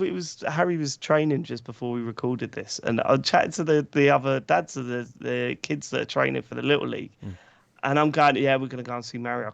I cannot wait. And they're looking at me. No, your kids can't wait. No, I cannot wait. I don't care if the kids are with me. To be honest with you, I get the hype, Dave. I get the hype I'm because super pumped for it. when I was a kid and the Bob Hoskins version came out, that was the first time I've been to the cinema and I was disappointed. Like every time I went to the cinema as a kid, it was always amazing. Like anything I saw, it was amazing. That was amazing. That was amazing. That was amazing. It was my favorite film. Every time I went to the cinema, it's my new favorite film. First time I went to see Mario Brothers, I came out confused. I remember watching it on. That's not a Goomba. Yeah, I watched it on VHS. Why is the Goomba 7 foot something? I was like, I don't understand what's going on. And we watched it recently. We watched it a couple of years ago for like a talks over thing. And oh my word, was it bad? Like just watching it back, you just go, there's nothing here that's likable. So to actually get this that actually looks like pretty good, I'm on board. I'm on board. Have you booked your tickets, Sean? I haven't. I'm hoping to go on Wednesday, but we'll see. Oh, that's launch. You're going on launch day? Yeah. Oh, interesting. No, don't go to cinema anymore. It'll be fine. It's half term as well, though, so it's going to be absolutely wild. Yes. Yeah. But yeah, obviously, because Isaac's been poorly, so I think it'd be a nice way to celebrate him being allowed out again. So yeah, because he's buzzing for it, obviously. Not if he hates it. What if he comes out hating it? He won't hate it, probably. Right, okay. All right. What if he accidentally booked in to see the Bob Hoskins one? And it was like a special showing. And probably just leave. That's the thing. Do they reference it in that film? Because I think they do. Well, I mean, yeah. So it's a Eurogamer story about like people's early impressions. So yeah, Tim. I assume it's Tim Getty from Kind of Funny. I'm asking Max. He's the Kind of Funny fan. He said it was awesome. He says Nintendo fans are going to be obsessed. I'm not sure any movie in history has ever had this many Easter eggs and good ones. Right. So yeah, you do wonder how deep the cuts are, because that's going to be interesting. Yeah, I'm up for this. Have you seen the stuff from the premiere? How they all dressed? No. Yeah, I saw that. So yeah, Chris Pratt and Charlie Day wore red and green suits appropriately. Anya Taylor-Joy basically cosplayed as Peach. Jack Black had a suit on, but like the jacket had like all Bowser stuff stitched on it. Looks fucking amazing. Oh my god, I feel sick. Yeah, so excited. I'm excited. Like I probably wouldn't like be at Disneyland in the morning. Like, Yeah. Can't sleep. Because do you think you'd be going if it wasn't for the kids, Dave? Yes. You reckon? Are you mad? I'd be there. If it wasn't for Isaac, I don't think I'd be rushing to see it. Like I'd be rushing. keen, but I'm dragging Elodie along on Sunday. Like I'm sure if I wasn't bothered, she probably wouldn't see it. But I'm like, we're going. So yeah, hell yeah. I'm probably gonna cry. What about that? I'm just gonna cry. I don't know. I need to talk to someone. I think. Yeah. Go and sort my head out. Go to I think on Sunday. I can't wait. I'm very pumped. God, can you imagine just going to a psychologist, therapist? I'm really excited. Yeah, I'm really excited about seeing the new Super Mario Brothers movie, and I'm 38 years old. Can't stop crying. And this is going to take years to unpack. Come on. We loving that. Okay, cool. Gaming BAFTAs took place. God of War Ragnarok cleaned up. Some of us were invited, weren't they, Inel? You went along. What can I say? How do you get into that position? How do you get? I saw there was the RKG boys were all there. They were loving it, and I'm sitting there going, "What about us? What about we were the most downloaded podcast last Wednesday in the UK." You're judging me like I'm head of BAFTA. You're judging the wrong person. Well, they listen. They must listen. Actually, sorry, just in our category, not our category. Only not including gardening shows. Is that right? Yeah, it's the leisure category. If you take away like the gardening shows and the car shows, Motoring, yeah. And the- just in the football UK, as well, yeah. we were the most downloaded podcast last Wednesday. So, Oh, Yeah, I'm with that, I'm with that. why are we not going to BAFTA? That's the question. That's Could the you big imagine? question. Have you been Could you imagine before? James Farley at BAFTA? I haven't been what I'd before, like no, to but I have been to a number of cinemas. I'm not sure that I like film. I'm not sure if that helps. You know, No, I've been that to a lot of doesn't. views. No, it's close. Disney World. It's close. It's close. What was it like? I know, was it good fun? Yeah, it was absolutely fantastic. I didn't get to see too much of the main ceremony because I was filming in a different room to the main ceremony. But like it was, it was amazing. Got to meet some fantastic people. Bumped into Jeff Keighley. Did you say anything to him? I did. I said, yeah, I'm looking forward to this Summerfest, and obviously I didn't mention E3, but he said, "No, fantastic work hosting and stuff." I was like, I didn't even know he knew who I was, but then I realized I was like, of course, it's Jeff Keighley. He does his homework. He knows who everyone is. I'm sure he knows who we are. I'm sure he knows who we are, right? Yeah, I mean, He knows you guys. He does homework, you know. There you go. Listen. He said, fantastic stuff for the laser quest, guys. Yeah, no, some great shouts. I was very happy with the Vampire Survivors. Got Game of the Year, best game. I thought that's well deserved. So was I, but there were some wild winners, right? And we say this about, but I mean, obviously, there's always going to be stuff that you don't agree with or whatever. Like that's how awards work. yeah.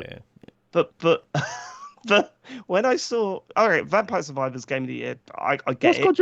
I didn't think there was any controversial winners. I would say Elden Ring for best multiplayer game was Come on. eyebrow, right? In March, every single person was playing that game. Every single person was writing down mad messages and invading each other's games. And you're telling me that's not the best way But we've been doing that since Dark Souls, or Demon Souls, right? Like, don't be silly, Dave. This is like Go the back to BG. March 2022, and you tell me who weren't playing that game, who wasn't playing. my experience of multiplayer in Elden Ring is being fucking stuck and not being able to summon anyone because no one's because I'm like I'm stuck and I'm like no one's here and it's like this is an optional boss, that's why no one cares. Was it you, Sean, that said that you refused to read any of the messages because of all the trolling ones? I didn't refuse to read them, I just stopped bothering after a while. So it's just like, oh yeah, try finger butthole, very good. Fucking hell. But did you try the finger in the butthole though? Did you? Turns out. To be fair, I never tried it. Does that teleport you to the final boss? And you just hit it? You can't have a go until you've given it a go, mate. You know what I'm saying? If you watch the speed runs, they're just like. Summer Games Fest was what is it? Summer Games Done Quick. They were all sitting there playing one-handed. I don't think that was that controversial. I don't think it was that controversial. I did think it's controversial. It was just odd. I just don't see it as it's like not seen as a multiplayer game. I much prefer award shows that have like winners like that than award shows where everything's predictable. Like like for example, or like you look at other award shows and it's like, oh, like how did you overlook that? How did you overlook that? How did you overlook that? Like there was very few games that kind of got overlooked. Like the only ones that maybe might be disappointed is Straight and Go Away with Anything, considering it had so many nominations. But at the same time, it's a debut game. And it's been nominated for so many awards. Like that studio's all right. Like the next couple of games they're making, they're cool. Yeah. Like don't worry about them. Do you know what I'm saying? So it's like everyone came out a winner. It's like I was happy to see God of War Ragnarok get so many awards because I love that game so much. I mean, the story, especially by the end of it, did some stuff that I've not seen in video games for forever. Really, there was some bits that I was absolutely blown away with. So it was good to see that. Super Chafalay as well for winning Best Supporting Artist. Like amazing win. Yeah. Considering like how she was introduced into the franchise and the amount of trolls that came for her, madness. Absolute madness. It was reminiscent of when John Boyega got announced in Star Wars. And then the whole fan base just blew up and in a negative way. It was a similar thing that happened to her for God of War, and for her to come out and win Best Supporting, that's like that's a big up yours to the haters. And it's like, it is. Yeah. And much It is, but deserved like, as well. and also like, not just an up yours to the haters either, is it? Because the performance was absolutely. I mean, there Incredible. was so Her many scene good with Deborah supports. Wilson. Oh Yeah. my lord. Yeah, for real. Yeah, so I mean, I didn't get to see much of the game in BAFTAs really, other than some of the headline winners. But yeah, no, it was an interesting choice for Vampire Survivors. And my word, what a game that is! I mean, it really is something special. So it was good to see that. Weirdly nice to see Tunic get a couple as well, because I had issues with it, but there are so many things about that game I really fucking admire. So yeah. I've said it before. I want to buy that instruction book. Where can I buy it? They are doing that, right? I believe that is a thing, or it's going to be a thing. That's one of your favourites, Kirby in the Forgotten Land, that got best family game map. You must be buzzing for that. I'm so glad someone gave that game an award, because I think listen. that's kind of been. You know who was on the jury for that one? I'll go your back, man. I'll go your back. What do you say, Matt? Not enough people like played that or played it to the end, and I thought it was a fantastic game. Yeah, absolutely amazing. Try playing that game without smiling. I suddenly hit me while you're were you on the panel for best multiplayer game as well? I know, 'cause that might explain. That makes a lot of sense. I mean, I had some influence, but I wasn't on that one. I wasn't on that proper one, no. on the defensive from the moment. Listen, hey, Elden Ring deserves it. I'm not even finished Elden Ring, but like, in terms, but like, absolutely amazing. Go back to March. Every single person was playing it, and we were all playing it together, uncovering things together. Like, half of the stuff that you found in Elden Ring, you didn't even know was there until you saw it on someone's timeline or on a website. I suppose, I can see. That's a multiplayer game. I was going to say, I think that's stretching the definition, but I take the point that as a collaborative experience. Come on, Sean. Yeah, I know Half what the you mean. stuff that you found in Elden Ring, you didn't even know existed until you I didn't find anything myself in that game. That was all. Sean, you got to remember, Inel's had this conversation every day since the BAFTA. Like, since the war was given out, this has been a constant battle for him. Listen, I would defend that game. I don't even like it that much. I'll defend the win, though. I'll defend the win. With British game going to Rollerdrome, I mean, I didn't really rate that myself, but it's kind of, but what is good to see a game that game wasn't really involved in Game of the Year discussions I saw. It wasn't really towards the end of the year. I felt like a lot of people forgot about it, but for it to still take home best British game, I really liked it, but I do think the progression gating stuff was a bit unnecessary. Yeah, like I would have loved to be able to just play through the levels badly and just sort of scrape through and then go back and tackle like all the objectives and stuff. But being, every 4 levels having to be like, right, no, actually get really good at these before you can move on, felt like a bit too severe for me. But yeah, I did really enjoy it. Yeah, I mean, it reminded me of Returnal actually, where you'd have a lot of people bounce off it. But the people that did stick with it and get into it were like, no, actually, this is my game of the year. Returnal was kind of weird. Like for me, I think the third like biome was the hardest, and then after that, you're fine. Was that a sand one? I got to the sand one. I just went, this is too much for me. I think it was the one after the sand one. It was the one after the sand one, yeah, because I did the second one. That was the second one, wasn't it? Yeah, so I think it was the third. Once you get past the third one, it's all right. Yeah, that's and they've made it slightly easier now. I think they've and it's got co-op in it now. Yes, do co-op in that. I need to try that out. Yeah. And finally, okay. I think Horizon Forbidden West winning technical achievement. Absolutely. I mean, I didn't think much story-wise to that game, but what kept me going was just how stunning it looked. Like 60 hours later, the cutscenes, everything, like continually blow me away. So I think that's well-deserved technical achievement. I got a new TV just for that game.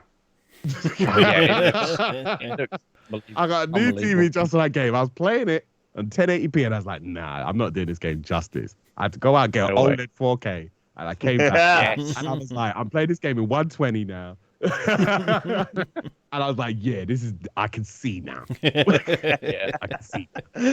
Okay, anything else, Sean? MultiVersus, the game, is being shot. Well, so it's in open beta, and we always knew that was the deal. However, what people didn't know as they paid for stuff is that open beta would come to an end in June this year, and it will not be reopened until next year. So people have been playing the open beta of this game. This is, for anyone who's not familiar, this is the Smash Brothers. Yeah. But with all this like this Warner was Brothers. highly rated. It's got some characters. buzz when it came out. People were saying this is genuinely pretty I gave good. it a go. It was pretty, really good fun. Like in terms of like the character roster was like actually really interesting. The fact that you've got Batman and Steven Universe and all sorts of weird shit going on. Shaggy. Great, Shaggy. Yeah, I thought it was a perfectly good time. But yeah, people have been paying money for microtransaction stuff like cosmetics and what have you, character unlocks, whatever. And yeah, now the game's just going offline for like a year at least. And there's Did you know it is no for beta? Because I didn't know that. I assumed it was just out. Given it was a beta. Yeah, they always. Okay. But then we for years now, it's never been entirely clear what people mean by that, right? It's like case by case basis. Yeah, sure. So yeah, and there's no refunds for anyone, basically, other than the usual policies. So that's pretty bad, right? I think that's the worst side of it. Yeah. Is the no refunds thing. Because I think a lot of people were assuming it was going to be like Fortnite, where it was like, okay, that's in beta for years, and then it finally releases, but you can still use your old skins. Yeah. This one is like, nah. So I think that's why people are a bit sour. I think that the wait is fine, like waiting a year, because the game, like, they had like some fantastic mechanics, but obviously there's a lot more they want to do with the game. They can't do that if they're trying to support the game while it's live at the same time. Sure. It's unless you got money like Epic does, then it's impossible to kind of do both. So they're taking it offline. Fine with that. I'm super cool. The game is super fun. It's just with the no refunds on that. You shouldn't charge. Yeah, it's tough. You got to keep that shop closed. If you're gonna do something like that, and I think that's the disrespectful thing, because it's gonna make it tough for them to come back for when the 1.0 comes out. Yeah. Then people are gonna feel a bit burnt about coming back, because having a second launch. Yeah, and 1.0 is definitely coming out, right? That there's not a chance that they just drop it completely. Wouldn't have thought so. Well, there's always a chance any game could get dropped. Yeah. Okay. Any game. I mean, until then, I think because there's still some like offline modes you can play, or maybe practice mode or whatever, but the online stuff you can't. So you can still play little bits. Ted Lasso's going to be in it. Am I reading that right? That's weird. Is that real? Yeah, well, someone's saying that. Yeah, it says Video Games Chronicle reporting. That Ted Lasso will be a future character, along with Ben 10, Johnny Bravo, Fred Flintstone. 2024. Okay. But yeah, I think you're right. I know. I mean, like, this is not a good look, and even people who are really into it, like, are they really going to want to go back? Like, I don't know. It's not. They'd go back if they could keep their stuff. It's the fact that they can't keep their stuff. It's like, no, I'm going back. It's for sure. I feel sorry for the developers, because obviously it's not that cool. It's probably like a publisher thing. Yeah, but like at the same time, it's like, it's going to be a tough relaunch for you guys, because they had a great start. They had a great start, fantastic start. They had the same start like Halo did, but like Halo dropped off big time, whereas MultiVersus did drop off, but there were still some ride or dies. But like, I don't know when it relaunches again. I don't have much hope, if I'm honest with you. We will see. Sean, last news one. story? Sega released. Sorry, well, no. What I should say is, why are you laughing? How could you say Sega have released and then laugh, Sean? Don't you know that you're on the podcast with the Sega dude? So himself. They announced on the 1st of April, which, as I'm sure you all know, is a day where people post shit jokes. Grumpy. We've got a new game has come out called The Murder of Sonic the Hedgehog. Yeah. And then the next tweet was like, no, it's real, and then a link to the Steam page for it. And it's a little murder mystery game where Sonic's been murdered and you've got to find out who did it. I mean, brilliant. But who how much is it? It's free. Have you played it? Please say you played it. No, I haven't. I didn't get a chance. I will. Oh man, that's a stream. Yeah, that's a stream. Yeah. Or maybe I will. Yeah, no, that sounds brilliant. Like I saw the trailer for it, and like everyone else, I went, oh yeah, no, it's April Fool's. To find out it's a real game, that's pretty good. So you got to think, because I don't really like April Fools, as you probably probably gathered. However, I do have time for people presenting things that you would assume were April Fools, and then be like, no, actually, we put a shitload of effort into making you this like real. the old double bluff April Fools, Yes, yeah? exactly. Yeah? So yeah, I'm keen to play it. Just I've not had a chance this week. Yeah, I mean, right. it's on Steam only, but this is the kind of thing I can guarantee James would probably find a Windows PC to play this because it's a Sonic game. I mean, it and might it's work free. on Mac as well. I haven't checked. Is it not? Oh, good. Good point, actually. Yeah, I haven't checked myself. It looks Wow, interesting. excellent. If it's Mac, Great bit of research there, Sean. Come on, you see. I mean, I would have a go at James, wouldn't I? I'd have a go at James if he did that. Yeah, but what's his excuse? Well, I've had a he's hard not couple here. of weeks. That's his excuse. He's not here. I can confirm it is on Mac. Okay, cool. Hey, oh, there you go. right, I'm playing that then. I will play that tomorrow. Brilliant. Sound. Speaking about what we've been playing, should we do what we've been playing? Should we just get Tchia out of the way then? Because I finished this. Matt, you finished this. You're going to tell me you loved every minute of it, did you? No, I'm just saying I enjoyed it for sure, and I'm really glad I played it. I mean, yeah, it's not without its problems, as we discussed last week, but I found it thoroughly pleasant. Really glad I played it. It's a Even nice the factories kind of, bit, you found that pleasant. Yeah, actually, I was thinking about that. Like, it didn't bother me at all. But like last week, you were saying about you haven't doing a certain order. I just did it in any order. There wasn't no order to do it. No, you didn't. You can't do the chimneys until you do the other two. What? Yeah, no, but the chimneys are like the next. That's like phase 2 of them. So I just did all the factories. It's available from the start. So I went straight to the chimneys one first, and then got frustrated because I couldn't do the chimneys. And then it wasn't until later that I found out that you had to do the others first. I kept climbing up chimneys, going, "Why can't I blow up these fucking chimneys?" And it turns out that I had to go to the other factories to do them, Matt. Okay, so don't lie to our don't lie to our listeners, Matthew. I will not have you lying to our listeners.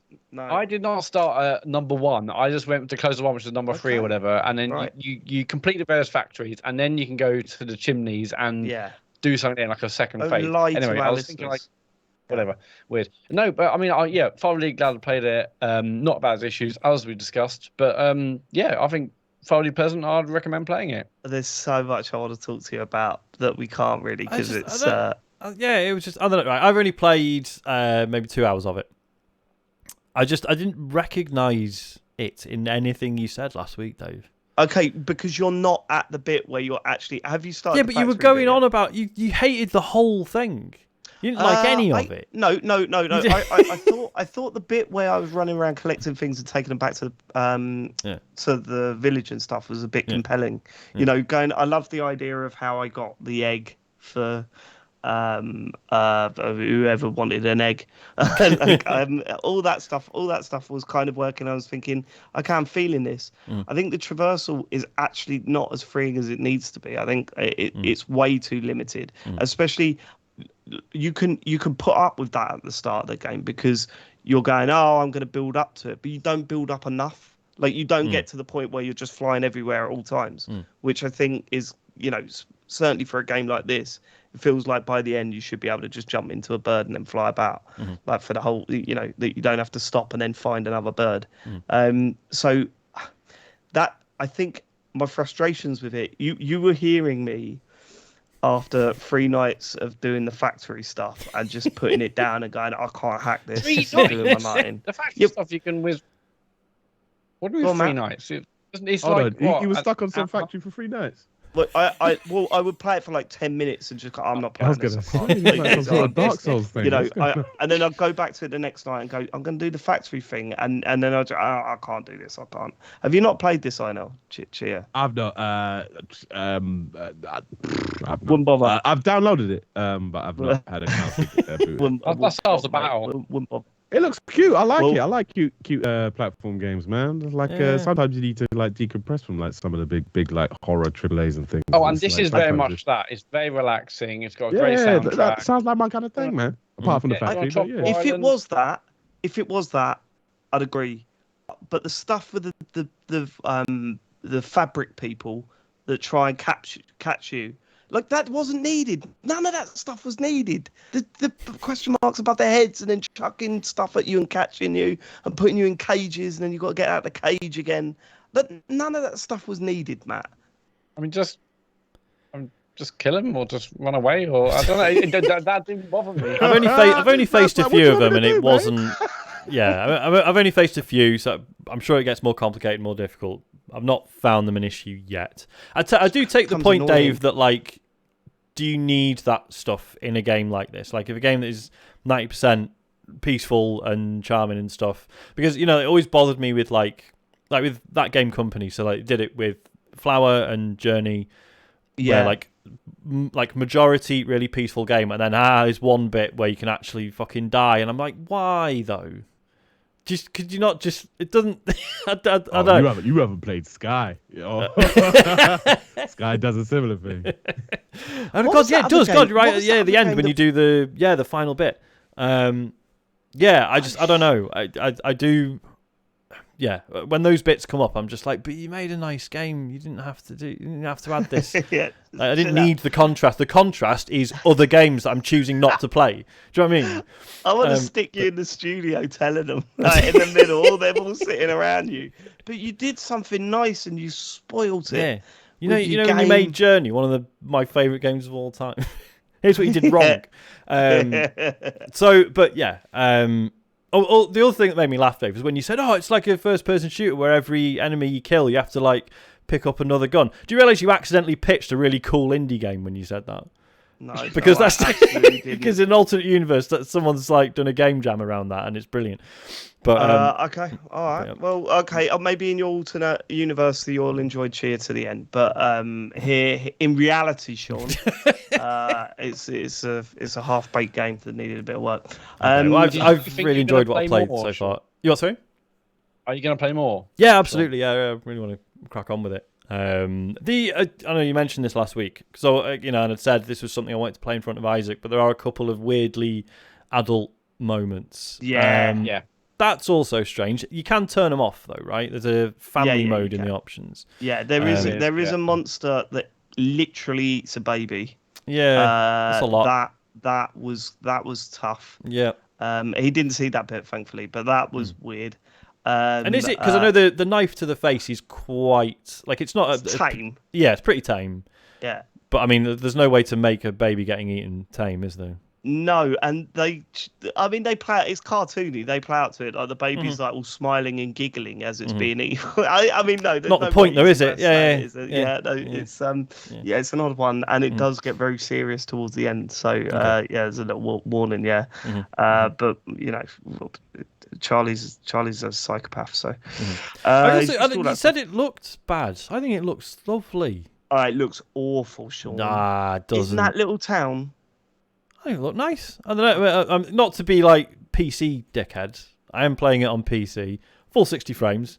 Just But I don't know. I think it looks really nice. Sorry, when are you not being a PC dickhead there? what part of that sentence was not being a PC dickhead? Oh, wow. It's not wanting to be one, but being one. Anyway. Right. Okay, fair enough. Just on the subject of 60 frames, last week I complained about the frame rate being dreadful, but they've since patched in the 60 frames mode. You've got to go into settings and right at the bottom and turn it on. I was hearing it after I'd already finished it. So, apparently it's in one settings mode to go to the bottom. It's right there, 60 frames mode, and apparently it works really well. But I haven't been back to the game since I noticed or had heard about that. But. Well, James Farley's completed this, and he texted me and said, "I can't wait to talk about this on the show." So it's going to be really interesting next week. I'm sure if he bothers to show up. I know. Do you want to go through your games because you've got a beautiful selection for us this week. Oh, well, thank you very much, man. I always like to kind of balance my games. I kind of like to play if I'm playing something new, I like to play something old that maybe I missed. Something blue, something borrowed. Kind of like something VR, we played Ace Combat 7. Nice. On PS4. Well, playing on PS5, but it's a PS4 game. Absolutely, really adoring it. I was always been a Ace Combat fan, but I kind of missed the last few. I remember I started playing them on the PS1 back in the day, and I don't know, I just like flight simulators, and it's got a fantastic soundtrack, gets you gassed. It's basically Metal Gear in the sky because the story is mad. The story's mad. Cutscenes are incredible. What's the soundtrack is great. Could you explain the story? I want to hear. What have you taken? You wouldn't even like the story's crazy. Basically, you're a fighter pilot. Then you go on a mission to defend like this big politician, and then basically you're trying to defend his aircraft because basically these two nations are at war. You're trying to defend his aircraft from getting shot down. You accidentally shoot down his aircraft. So then, so you're exactly seen what as we didn't want to happen. So now you're like seen as a murderer. So now you're in this criminal squad. So you're flying with crims. So basically you're you're like the backup squad for the real war that's going on. So it's real war fighting, Need for speed but you're in the sky. decoy guys. So they send you in, expecting you to die, but to cause a bit of mischief over here while they're doing some stuff over there. And so basically, you're the mischief guys, but you keep surviving because you keep doing the missions. And so you're like, oh wow, I'm surviving this, and they're expecting you to die. And it's like, oh, you made it back. That sort of thing. That's how the mission briefings go. Mm-hmm. That's an awkward and the mission, conversation. it's pretty much like half the cast of like Metal Gear are voicing it, and it's done in the same kind of way. Whereas you get little portrait pop up, and then it's like them talking, and it's done in the exact same way as like Metal Gear Solid. It's fantastic. It's fantastic. Yeah, because I remember I played Ace Combat 6, and yeah, really enjoyed it for all the same reasons. Like I say, like just the melodrama around it. It's just it's just melodrama Yeah. constantly, and and like at first it's jarring because you're like, what is this? And then after like a couple missions you get with it, it's like, yeah, hell yeah, and like. Yeah, I did shoot him down. How about that? Which one was it? Was that one of the franchises that they kind of farmed it out to a Western dev for one of them, and it sort of lost its way, and then I 7 think was so, a return yeah. to form, right? I think it was Zero. Was it 0 or something? Yeah. I think they went back. Yeah. And they did. Yeah, it could have been that one. I don't know. I've not played all of The them. idea that after every mission you're walking in and a bunch of other pilots are going, and anyway, I'm like, Listen, in the briefings, he's shouting at you in the briefings. He's not even giving you proper briefings. And then there's like people kicking off in the briefings. They're talking back, and it's like, take him out of here, that sort of thing. And then like one guy gets escorted, like you can't see it, but like you're hearing it over the VO. One guy's getting escorted out. It's like, I didn't want to be here anyway. And then it's like, yes, that sort of stuff. Oh, it's amazing. And they got to come up with reasons that everyone's in the sky as well. Like, listen, and then like it's like who is supposed to shoot? I don't know who he's supposed to shoot. And so it's great because there's moments where there's loads of people on the screen, like, and then but you don't know who to shoot. And so they're like, wait, hold on, we're sorting out who's the enemy and who's who. We don't know. Right. Someone's defected and whatnot. And then all of a sudden, all your friendlies suddenly just turn red, and then everyone starts going for you. So That sounds great. That sounds really That good. sounds amazing. and then a rogue guy comes in. It's like, who's this? Some rogue guy comes out of the sky through the turns out lightning. it's the politician you shot down for the first mission. in the lightning storm, and then if you get hit by the lightning, all your comms go off, and you can't fly the ship properly. It's amazing. Oh my god, this is night vision on. £5.49 on CD keys, the Steam version. Okay. It's I might and have it's to get VR it. enabled as well, but I think that's only the PlayStation version. Yes. Yeah. Right. I think that's only the PlayStation version. Yeah, Oh, that VR sounds too. amazing. But I wouldn't sounds- play in that VR sounds so if you get sick. Okay. All right. What else you got? Great game. This sounds too good. How have you not been sleeping on this? Yeah, I do remember trying out when there was the VR mode. I remember trying that, but okay. that's always. I Oh was yeah, gonna there was a demo of it, wasn't there, Matt? Yeah, like, yeah. We played it around yours. That's right. Yeah, it was them, yeah. You Yeah, weren't I paying remember attention that. to the story though, was you? I was gonna say, were you playing this after maybe watching like Top Gun Maverick? Could do some Top Gun They've got DLC. new They Top did. Gun Maverick DLC. Yeah. I did. that's Oh, the yeah, thing, there was- yeah, okay. yeah. Yeah. Amazing. I've not got to that bit yet, so I don't know. I mean, you've got to assume the story calms down because it can't be it must do. It that must do. level. It must do. Yeah, incredible game. Sorry. So I've been playing that. I've been playing Atelier Ryza 3. I've only played around an hour of it so far. The Atelier Ryza series, like the last 3 games anyway, have been like my go-to relaxing game. It's my decompression game of choice at the minute. It's super cutesy JRPG. There's no English voice acting in it. It's only Japanese, and it's like But you go around as an alchemist. She's an alchemist, and you just collect things and you make things to help people in the towns. It's nice and cute. There's nothing more to it. It's There's a bit more to it. There's like dungeons and stuff, but like okay. But it's just a chill like JRPG. Everyone's all happy, go lucky. Everything's super colorful. Like there's some melodrama here and there, but it's nothing too deep. It's just like it's minor discrepancies with each it's other. her summer. She's having a nice summer, helping people. I just looked it up. It's 28 hours long. How does it keep that big game? How does it keep that up for 28 hours? Listen, cozy. You can keep cozy up for a long time. Look at Animal Crossing. Cozy summer. It's true. So this only came out last week, did it? Yeah, it literally just came out. I got like an early access code, but I've been playing it for it very slowly because I've been playing a bunch of other games, but I've been playing for it very slowly. But it's it's my decompression game. Catching up on Captain Toad Treasure Tracker on the Switch. Well, I never played this. Oh, mate, really? Yeah. I see, because I enjoyed the Captain Toad levels in 3D World, right? That's where they started. And then when they released the full game of it, I don't know. I was like, oh, I should play that, and then I never got round to it. That was on the Wii U, and then they re-released it on Switch, and we haven't. Yeah, maybe I need to. Yeah, maybe I need to play this. You do, man. Really good. I only played it on Wii U, and I never finished it. As well. Yeah, co-op.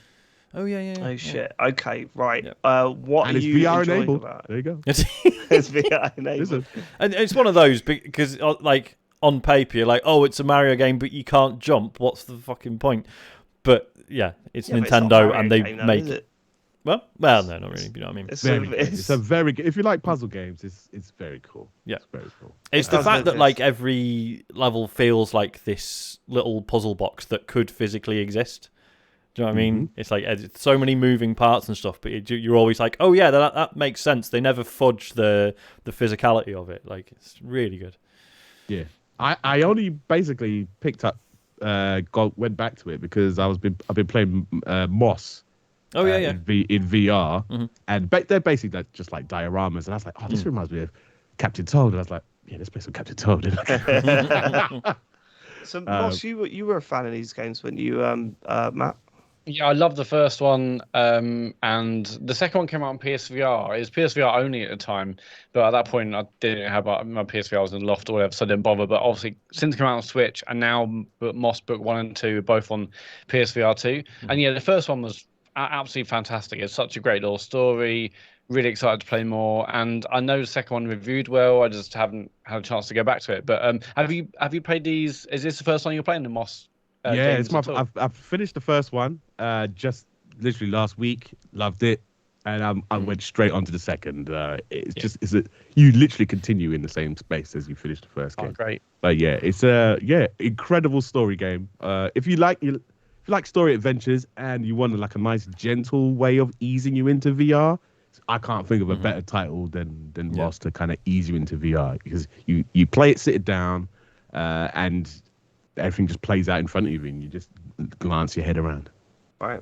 Yeah, there's some really nice touches, especially in the first one where I think then Moss turns around and kind of notices you as a player, and some clever kind of fourth wall stuff, and yeah, the first you can high five her as well. It's like, high five. Hey! And it's like, it's cute. It's cute. I like cute games, man. What stuff have you noticed the second one doing that the first one didn't? Like, what improvements have you seen from? Nothing so far, but like I wouldn't. Doesn't need any improvement. As far as I can say, it feels like exactly the same game. Okay. Exactly the same. Maybe I'm just not that far in, but like, there's nothing new. But like that's not a bad thing. No, it didn't need it. I mean, I was curious, but the first one's brilliant. There is one game on your list that's kind of the direct opposite of this. You've just been talking about how you like your chill games, but you've written down Resident Evil 4 Remake here, and I am really interested to hear what you think of this, because I'm on the verge of pulling the trigger. I played the demo, I loved it. I played the original back in the day, but the when the remake come out, I was like, I don't know if I can face it. I'm a big scaredy cat. Same. And then I played the demo and I was like, oh, this just feels right. It feels so good. Looks incredible. Plays really well. So yeah, I was sort of iffing and biting whether to pick it up, but I'm with you because I've got Resident Evil Village on VR. yeah. I've done half the tutorial and then I was like, nah, bowed out. It was walking me through the mechanics. I was like, oh, that's how you shoot. Oh, that's nice in VR. Okay. And then the last thing it does is it tells you got a torch and it's like, oh yeah, you open up your cloak and then you get a torch out. I was like, oh, that's nice. You open up a room and it's pitch black and I was like, nah, quit. I ain't doing any of that in Quit. VR. I'm in an errand with Resident Evil 4. I played it I've only played it once on the GameCube and I finished it and then I never went back because I know loads of people love to kind of replay the Resident Evil games. I only played it the one time, and so I was like, I've not played it since it came out, and that was what 20 years ago maybe. So yeah, picked it. It's fantastic. It's fantastic. It is very creepy. It's very dark. Not as scary as Village, obviously, but like the sound design, audio design, props to Capcom on this one because I've been playing with like the 3D audio headset, and you're hearing people left, right, and center. And when I say that, you know the first Village bit, they just chuck everyone at you, and that's the theme for the rest of the game. There's just more and more and more and more people, and you're looking at your ammo reserves, and you're like, I ain't got enough. I ain't got enough. And you have to start getting tactical. You have to start kind of playing them against each other. You have to start setting traps and things because you're looking at your ammo reserves. It's like I can't make it through. And I'm playing on hardcore, and it takes about 8 bullets to take down one person, and it's like it's. Those things also cost more, don't they, in the shop and all sorts. Yeah, it's like, really. Yeah, I mean, See, I found the demo pretty tough, and that was just the standard. Standard So I was going to say because I struggled. Is having finished the original back in the day, I struggled with the demo, and I thought so. Then got the full. I mean, I've only played like a tiny bit of the full game, but I was like, I'm just going to put it on easy and see how that is, and it is too easy. Okay. Like I'm always defended like easy modes in games, but this is like that bit in the village, like I didn't engage wiping them all with, out. Basically, I didn't have to engage with all the little interactions that can happen in that scene. Start the game again. No, I think I will. I think I probably will because I genuinely felt like I missed out. I just didn't have to think like about it. On the title screen, it walks you through what the kind of difficulties mean, and it said on the hardcore, it said for those that have played the original Resident Evil 4. This is the one. I was like, okay, hardcore, that's me all day. Listen, I must have died in that village like 4 times. 4 times at least. And I was like, okay, this game is difficult. I've gotten to about the lake now, which is about like a third of the way through of the game. And like you start to get to grips with what the game wants from you, and you have to kind of utilize everything. You literally have to kind of use every kind of resource possible. Because like that game becoming difficult is inviting you to engage with it and to understand the systems and all the ways you can mitigate that difficulty. Whereas like I say, playing it on easy, I was like, I just ran around and shot a few people, and then it's like, all right, it's over now. There's none of the like thinking about the environment and the, like you say, the ways you can like target certain limbs to then go in for a kick or whatever, and didn't have to do any of that. And it's like I say, I'm always up for easy modes, but they should never come at the expense of like having to actually think about what you're doing. I'm with you. I'm with you. Yeah, it's hardcore. You have to engage with everything. You have to utilize the parry system. You have to know which enemies you can evade and which enemies you can't. You have to literally like, okay, I need to get them all in the cluster, then grenade them all because I've got 3 bullets left. It's that kind of thing where it's. It feels very tense. I like that sensation because you always feel like you haven't got enough ammo, but then you manage to get through it anyway. It's that, and it's that exhilaration that you kind of get. It's like, getting that. How did I do that? I was like, I got 3 bullets left. But everyone's dead now, and it's like, I think that's what impresses me the most in game development, when they get that balance just right, where you constantly feel like you're scraping through, and you just get to the end of it. Like the Doom reboot or whatever it's called, Eternal. Fuse. No, the one before that was the one that I really got into. But that felt like that got that balance so right. The amount of battles I went into, and I come out thinking, if I didn't kill those last group of enemies with that specific weapon in that specific way, then I wouldn't have just had just enough health to get me through it. Yeah, it's so. Yeah, that blows my mind. How much game testing has gone into that? The Mad Max game that came out in 2018, which is one of the best 7 out of 10s you'll ever play. Right. But that sort of it did the right thing and then sort of fucked it up because for the first part of the game, like ammo is so scarce that it's like you've got a gun, but like shooting it is like a big decision because it, like you can pretty much melee people for the most part, but like the gun is like the panic button, right? And like even if you shoot it, like enemies will scatter because they're like, holy shit, he has got a gun. And ammo is so scarce, and which mirrors like what you see in the films, right? Like a single shotgun shell is like, holy fuck. And then partway through the game, it's like you get like a new outpost, like a home base, whatever. Not the shop. And it's like, oh yeah, one of the perks is like they'll fill up your ammo whenever you visit, and it's like, oh, that's good, but right. That sort takes of away that completely ruins it. Yeah, it's weird. I hear you. I will say, quick shout out to the guy who does the merchant because he's absolutely fantastic. Oh man, yeah. Listen, I didn't think they'd be able to top it because it's so iconic. The original merchant. Yeah. I was like, yeah, whoever gets cast as that, good luck. But this guy, well done to him. Love it when that happens. Smashed it. Yeah. Smashed it. Every time I see him, I'm like, yeah, come, let's load up, bro. I bought it today, so I'm excited to play it myself. I mean, it's actually cheaper to buy it digitally than it is like physically. Yep. It's kind of mad, yeah. I was like 55 quid, I think. Yeah. Yeah. Yeah. Nice. Yeah. I'm excited to play it, even though, like I said, I struggled a bit on the demo. I'm excited to play it. What are you playing on, Sean? Sorry. Playing on the Series S. Oh, right, okay. Are you playing on PC? I know you're playing on PS5. Yeah, PS5, yeah. It's because I like that 3D audio. Because I got a headset, I was like, yeah. But if I get like a AAA, it's PS5.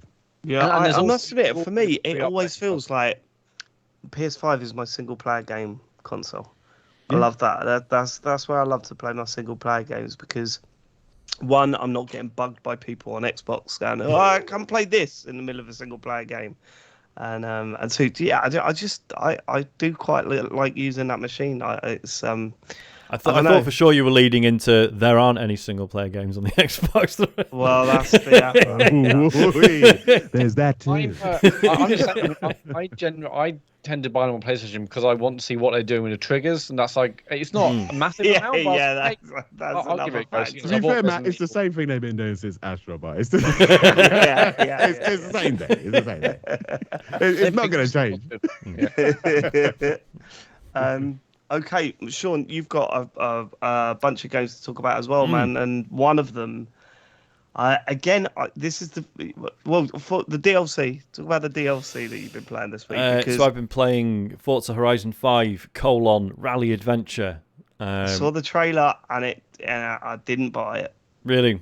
Yeah. So it's a funny one, isn't it? Because obviously the usual cadence is they do the DLC that's like more of the same, but usually with some sort of twist, and then they do the very silly one. Whereas this time around, we've already had the Hot Wheels one.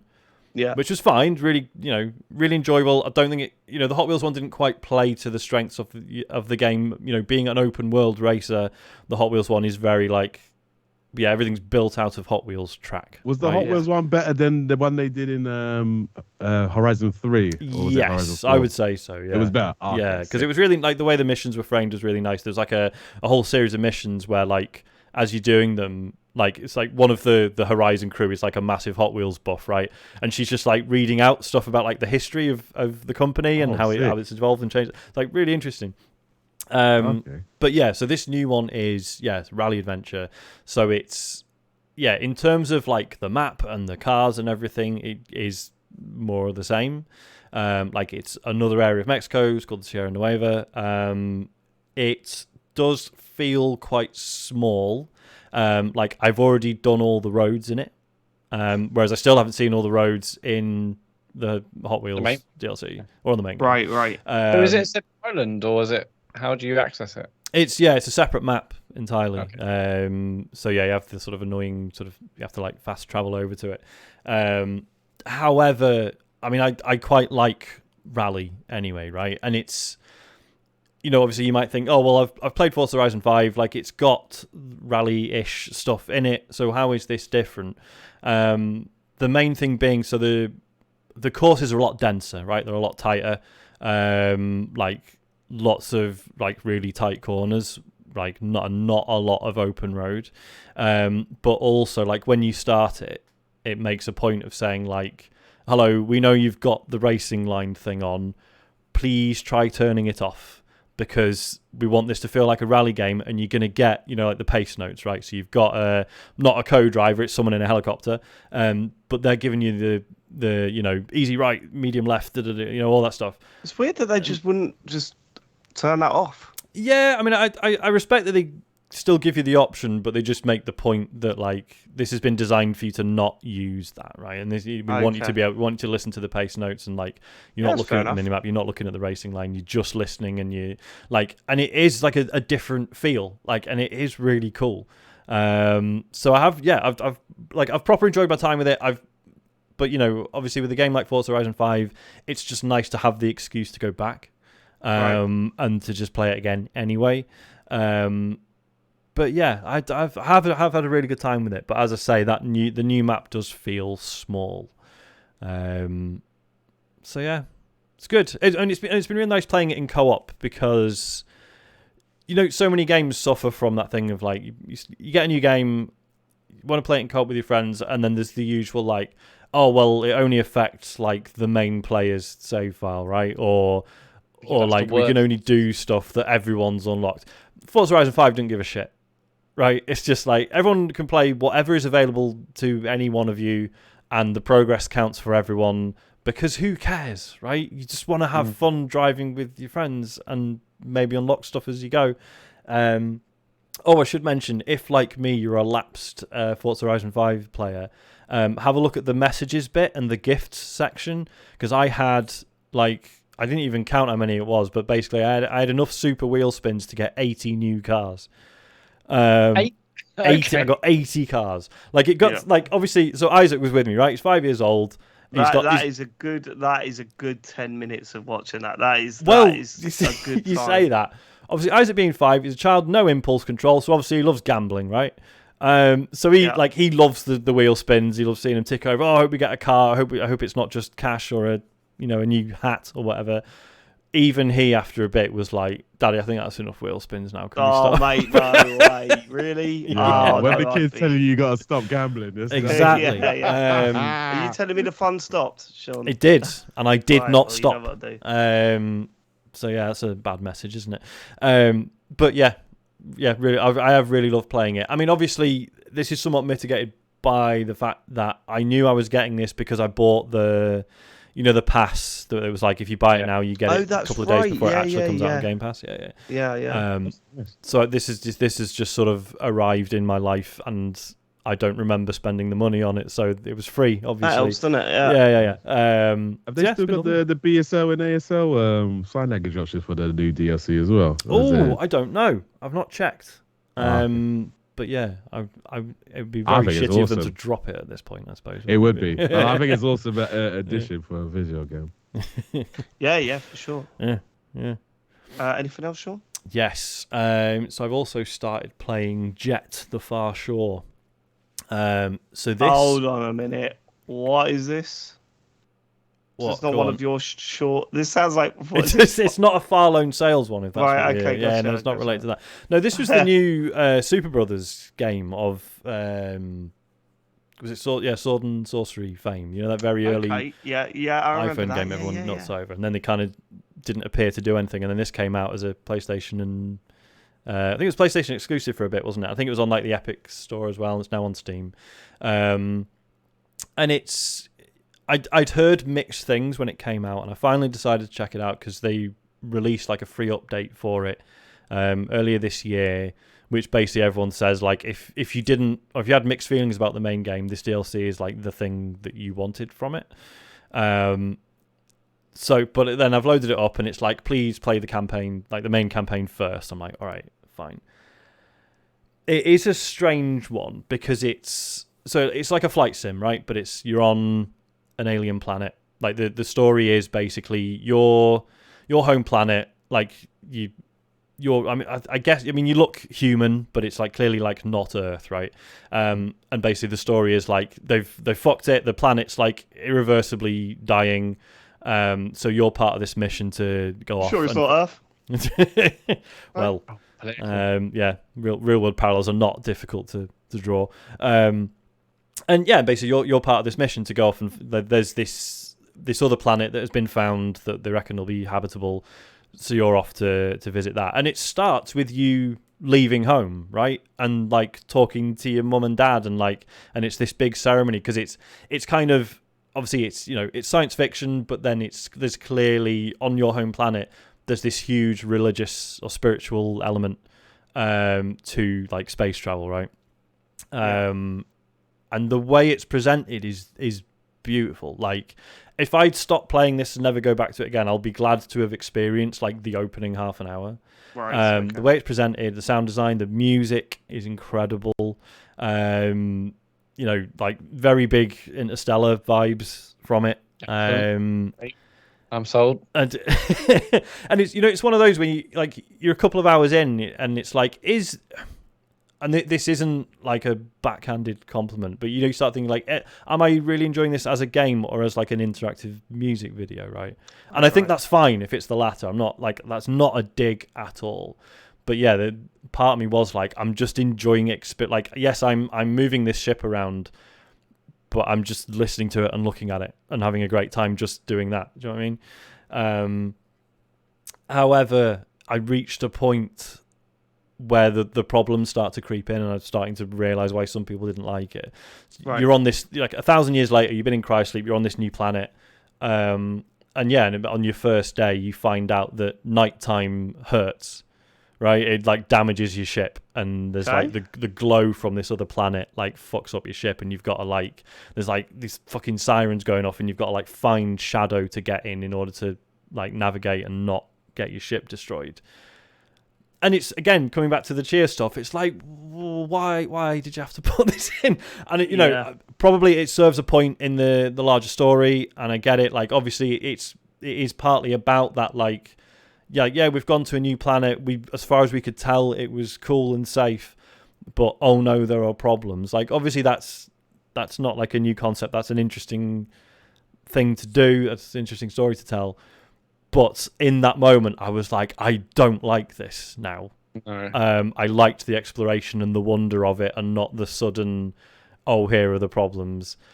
But and I don't think that like levels out either. My understanding is there are further complications as things go on, which is why people started to find it frustrating. I am going to persevere with it. But yeah, it's just interesting when you 30, 60 minutes in something, you're like, what? This is brilliant. What were people complaining about? And then you reach a bit, you're like, okay. Okay, now I see. So to get to the DLC that you said people have said fixes a lot of the issues, you have to, how far through the game do you have to get to access that? Well, you can access it from the start, but it basically says like, we'd really appreciate if you play the campaign first for context, if nothing else. And it does a really nice thing. I can't believe more games don't do this. On the main menu, it's like literally shows you the two campaigns, the main one and then the new one, and on each of them it says about 12 hours. It's like, why don't more games do that? Fucking hell! And like, you start a new chapter and it's like, this will be about 2 hours. And it's like, great. Cool, because I can now make the decision. Like, am I now committing to doing this entire chapter before I go to bed? Is a good shout. Yeah. I mean, I do like parent the mode or PlayStation. something. That's what they should call it. Parent mode. Yeah. Just so you know. On PlayStation, like if you pause the game generally on PlayStation games, it'll say like about 90 minutes left or about 2 hours left. Oh, that's right. That's yeah. Based on your the worst for me is that I'll have a guide. What is it? A full playthrough video. They're the best. Where they're like, you watch them, they're like 8 hours long, and I find where I am in the game and go, oh, I got that much left. That's good.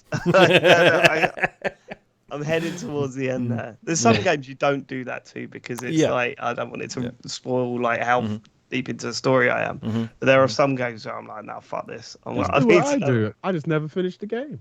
There you go. Can't get you then. A couple of other quick ones. I've played a bit of Assault Suits Valken Declassified. So this is a Switch re-release. Where do you even find these games, Sean? It's wild. Well, there's a bit of a story behind this one. So Assault Suits Valken is the Japanese and I think American name for what we knew as Cybernator on the SNES, which was a game I was obsessed with as a kid. Got it secondhand from the market because there was a guy you could trade in games. So it always felt like you had to trade in like 5 games to get one. Yeah, that's how it works. That is how it works. They got us, they got us because all those games cost a fortune now. Fuck me. The N64 era was horrendous for that. Here's my games. You just got fucking. I had a 6 game slot holder thing for my N64. Never filled it.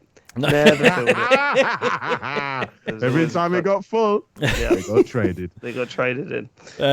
So yeah, it's a game I was obsessed with when I was like, I don't know, sort of 9-10 years old. And it's what got me into like mechs, right?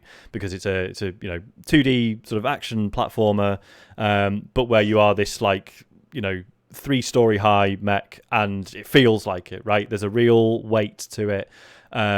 Like you can move around on foot. You have like a jetpack, but it's got like really limited use because of the sheer force it needs to actually get you in the air. And then you have like wheels on your feet, so you can kind of wheel around. But then like that's almost too fast and a bit unpredictable. So there's this really sort of deliberately awkward sort of movement system in it. And it's just interesting because playing it at the age I did, like I didn't know anything about like Gundam or Macross or whatever. And obviously in hindsight, I can see how heavily it was influenced by those things. Like the story's all about the sort of politics between like colonies and Earth, and like different powers on Earth managing different colonies in space, and the resource conflicts and all that stuff. It's like it's pure Gundam, but I didn't know that at the time. Right. And it holds up. It's a really good re-release because it is like it's not a remake. Like the game is basically as you remember it. There are a couple of differences. It was quite heavily censored in Europe because Europe are the baddies in it, which probably didn't help. How dare they? I know, it's rude, isn't it? What they censored all the bits where we were called the baddies. Like, so basically, there's no reference in.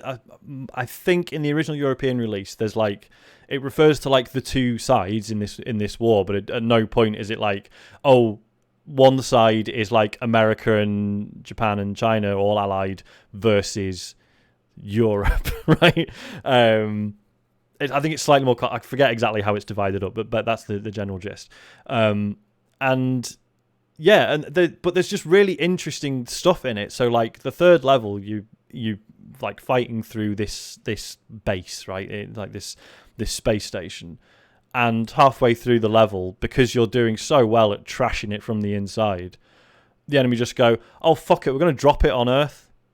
Like we're just gonna turn the engines on, fire it at the Earth. Who gives a shit? And then bored now. So then you fight your way back out, and then you have to like destroy the engines outside it to knock it off course. And you can fail it, and the game carries on and changes the story. Like you failed to commit this atrocity, and just loads of great stuff in it like that.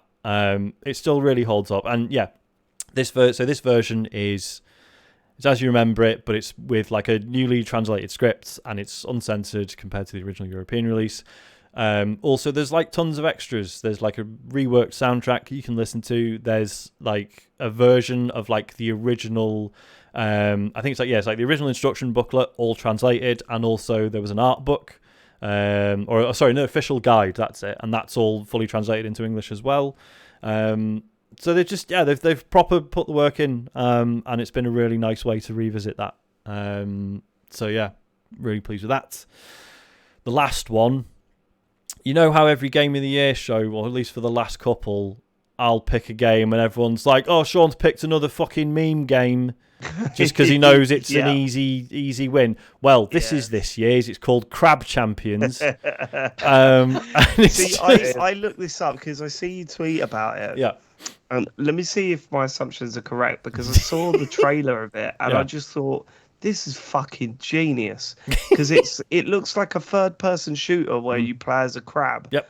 But the idea of playing as a crab is perfect, because when you play like arcade third-person shooters, you know, people don't run sideways like that. People don't but a crab does. But the crabs do. So I was like, well, I'm fully on board with this. This looks amazing. It's just come out. It's just been released in early access on Steam. I'm playing it on the deck. It's unverified, but I've had zero issues. It's perfect on it. So it's a roguelike third-person shooter, basically, where you're going through levels, killing other crabs, slugs, ants, giant floating skulls sometimes, with a machine gun or a shotgun or a minigun. There's like all different guns you can use. And it's one of those, like, yes, it's quite silly and quite funny. It's basically, riffing on the crab rave meme. But it's technically a very accomplished third-person shooter. Like, it feels great. Your move set is like, that's great, man. Yeah, like, it's just interesting enough. Like, you can dash forwards, and then, like, if you dash forwards and then jump, you get like a really long, like, forwards jump. But then you can also, once you have a double jump, but the double jump is more of a dash. So, like, you can jump one way and then, like, dash in a different direction. So it's the movement just feels really good. It feels like a little bit Vanquish. I do wish you could dodge, like I say, you can only dodge like forwards. I wish you could dodge in different or dash in different directions. So only once you're in the air you can dodge in different directions. It's probably intentional, but I just don't know. And yeah, it just feels great. Like the feedback, it, like, enemies all blow up and sound fantastic, and you have like a melee attack, and then you have a grenade. And every level you're unlocking new quirks for them, right? New abilities for them. Like, some of them are just like, increased damage type, but then some might be like, oh, well, this will make your grenade more powerful, but it'll you'll throw it and it'll kind of go in like a corkscrew pattern in the air. Shit like that. Or like, oh, your grenade does more damage, and also when it explodes, like a load of knives fly out everywhere and yes, kill who stuff. Doesn't like that? Exactly. It's just well good fun. I put like 2 hours into it this morning, and didn't really want to stop playing it. And this is literally, like I say, it's just come out in early access. The roadmap is they're gonna, like, there's still like tons of stuff they want to add to it. But it just, when it's like that stuff will all be great when it comes, but it just feels brilliant to play, and it's just fundamentally really good fun. So I can't wait to see where it goes. Nice. Like it. Like it. I'm almost tempted to say you're not allowed to talk about games anymore after that. But there you go. What you got for us, Matt? I hate you so much. What have you got for us? I mean, I played Rock Band on Friday for the first time since 2009. Mm-hmm. Anyone think it's been a slow year for games? Well, it's either that, or we can talk about We Were Here Forever. But yeah, I haven't got a lot to say. But yeah, Rock Band it still feels amazing. I haven't played it probably since 2009 or 10. Is it hard to get back into?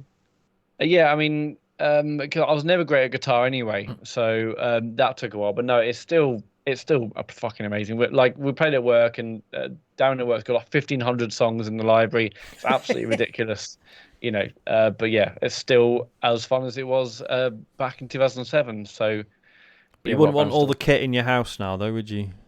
No, I wouldn't know. It's a great game to revisit if someone else has put all the effort in.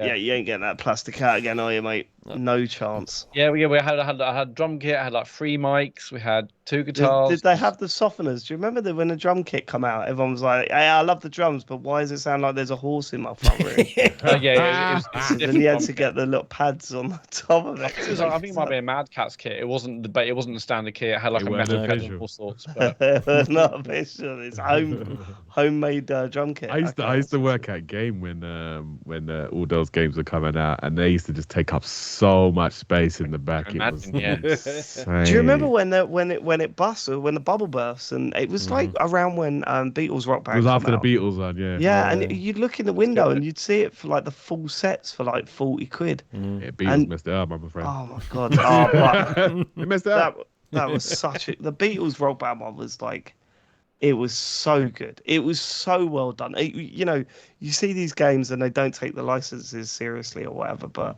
the Beatles one did. That intro, I'm gonna watch that intro again after this. That intro to that game, oh, perfect. But yeah, we were playing out to like Gone 4 in the morning on Friday night, Saturday morning. Oh, I stay up Fucking late. amazing. Look at Absolutely that. amazing. Anyway, Anyway. 40 years old. Sun's coming up. Still playing. Yeah, I've gone to bed at 5 o'clock. That was, but still, anyway, well worth it. Yeah, but Dave, you and I played We Were Here Forever. That was another game we Great, spoke about. yeah, great Yeah, series. I mean, Really good series, yeah. I cannot believe that I'd never even heard of this series before. No. Because Never heard of it's Have I not told you about them before? nope. And oh my god, they're right up my street. I mean, as I said, the stream was embarrassing for everyone involved. But when Although, did you start on you started on the newest one, right? I wouldn't go Yeah. back to the first one. right, yeah, well, maybe we're Bit considering making it a streaming series, right? So maybe we do go back to the first one, Matt. What do you reckon? I mean, it's still good, but yeah, production values have improved a lot since. Right, okay. So maybe I don't know. It felt Let's try and like get through this one first, and then we'll see where we are. yeah. But yeah, I hadn't heard of him either, but because it was just David and I on the Patron stream in March, we're like, well, I thought, let's find a co-op style game. Just Googled it, and then found this, and so this is the fourth one, I assume, Fourth right? one, yeah. Yeah. But when did they start coming out then? How old is the series? Before pandemic, the first one, and then they had a couple that come out during the pandemic. Yeah. I played through them with my partner, and they're a lot of fun. You shout at each other a lot, but like when you when you work it out, that sensation is so good. It's like, oh, we got it now. I know what we're doing. It's like I knew it was you who's messing up. We're gonna have to have a rule though that when we do the streaming stuff, Matt, that we cannot look at the chat. Because we can't look at the chat until we're ready to look at the chat. Like we've both got to agree that we can look at the chat. Because some of I mean, it was fun, and the people that were helping out were being helpful. You know. Oh my god, yeah, massively. We would probably still be streaming now if we hadn't had. But there was part of me that was like, I wish I'd have worked this out because that that moment. Because I think we were overthinking it, right? We were thinking we were making it way more complicated than it actually was. It was actually the solutions were actually quite straightforward. So, I'm looking forward to. We're playing it on stream. Like we had Skype open, and we could see both our cams on the stream, so we could hear and see each other the whole time. But in the game, there was a mechanic where you both have walkie-talkies, where you hold down left trigger to you talk to each other at certain times. Hold on, you watching each other's screens? Well, no. I can see. No. We had our cameras both on for the stream. You can see each other. No, I couldn't see his gameplay. He couldn't see mine. But mate, I could have been watching his stream. I still wouldn't have known what was going on. You know what I mean? I felt my own belief in my ability was just drifting away as I was playing that game. I was like, oh god, how have I not picked up on this? Especially that train bit. What were we doing? I can't even watch that stream. Anyway, no, but it was great fun. Yeah. So that was a Patreon stream, but we might do this just regularly on Twitch because it's just such great fun. But we got through like the first chapter, the first puzzle. Yeah. Well, the first chapter because it was like an hour and a half. It wasn't literally just the first task. I'm really, really good. I'm really excited to play more. If you like those games, I would recommend Operation Tango on. We played that. We did the James and I did that, and we are not a good team. Screaming at each other throughout. If I get the chance, I'll send you the highlights. I know because Oh dear. there's Is it just an you two edited shouting? version of us two just screaming at each other. Like it's so funny when he's looking at a map and I'm actually running through the rooms and he says, "Go down," and I'm like, "What is that? Down means nothing to me in 3D space." It was it was stuff like that. It was two people that don't really like each other trying to help each other out. Didn't we? You need some more. You need to do like a TCGS like bonding day where you do some escape rooms together. Well, yeah. So we've been thinking about doing like either an escape room together, or the other one was a friend of the show, Ian Lee, is a counsellor, and we are genuinely. I mean, he's not agreed to it at all yet. 'Cause he's a professional, but to His get license him taken to, off him. yeah, to get him to sit us all down and try and work out our relationship so we come out of it better. I don't Like think that it'll work, Metallica thing. well, yeah, cooler. like the Metallica show. Yeah, Yeah. I remember that. Yeah, I've not actually seen that. Is it any good? Is it worth I know, I've watching? never seen it either. Oh, right. I was okay. hoping I could just casually reference it and sound like I knew what I was talking about and then move on. Okay, is that it, Matt? Yeah, that's it for me. Cool. Questions. Questions. And then let's get out of it. If you want to send us a question, go to tcgs.co/dear TCGS. Nason says, what is your favourite game you've never played? As in, something you've just spent a lot of time watching videos of or agreeing with people on podcasts who say it's great or any other random reason you just like it. Oh, wow. That is a good question. I mean, what is my favourite game? I mean, I've always been fascinated with Fortnite and all the stuff that it does in the background, like the seasons and the stories and the gigs and all of that stuff. But yeah, I never really played Fortnite. Do you know, it's worth, because I played a bit over Christmas, and then when Isaac was in hospital, they gave him a Fortnite book, like an annual. It was like some unofficial one. So then so suddenly he's injured, and you have to. This didn't occur to me, but in hindsight, it makes perfect sense. If they give your kids books in hospital to read, they have to take them home. You can't, the hospital can't take them back, right? So Isaac now has a Fortnite book and has been getting me to read it to him, and I was like, do you want to see Fortnite? He's like, yeah. I did. He's like, Mummy said you don't play Fortnite. I was like, I don't really, but it's kind of worth just having installed to every few months just load it up and just be like, oh my god, what have they done now? Like it's there's they've added a block of a city now, and there's like grinding rails all going over, and you're just like fuck. And then I'll play 2 matches and be like, I'm shite at this, and then see you in 3 months. I love sitting watching people play out on Twitch, and you just watch the building, and you go, I've got no idea what's going on, but this looks incredible. Yeah. It's mad. I guess we didn't get into it at the right time, so it feels like a tough one to get into now. But I'm sure it's coming at some point. Harry's going to turn around and say, "I want to play Fortnite." It's perfectly good fun. It's nowhere near like we talked, or you talked about Roblox and the sort of fear around that, and how it's all the way from it it's just kind of shit or up to it genuinely exploitative. It's Fortnite's nowhere near that. It's clearly a fun video game, right? Yeah, for good. Sure. It's a good shooter. Yeah. But yeah, I mean, I guess my answer to this is sort of cheating, but I've played Yakuza 0 and a bit of Kiwami, and whenever people talk about Yakuza, I'm like, yeah, fucking great series, as if I'm any judge on you're not 0 wrong. to 6, 7, whatever. Do you know what I mean? I'm not a fan, Sean. Don't worry about it. I know. Anyone else? I mean, the whole agreement people on podcasts have said it's great. I mean, I always say a lot of times is, I hear it's great, just haven't played it, and I'm like, I feel like a right idiot for having not played whatever that game is. That someone's like, oh yeah, have you not played that? I was like, no, I haven't played that actually as well. No, but I gather it's but those games are like Mario and Metroid for you. Those games are like old classics. Fucking Dwarf Fortress. That's a game I've always been fascinated hearing about, and I do own it, but I've never played it because I don't know if I'm smart enough for it. I think for me, it'd probably be any Pokemon game past Gold or Silver. That's another good shout, because there's part of me that's like, I really want to give a Pokemon game a go. I want to give it a go again. because I played like the original back in the day, but never touched a Pokemon game since.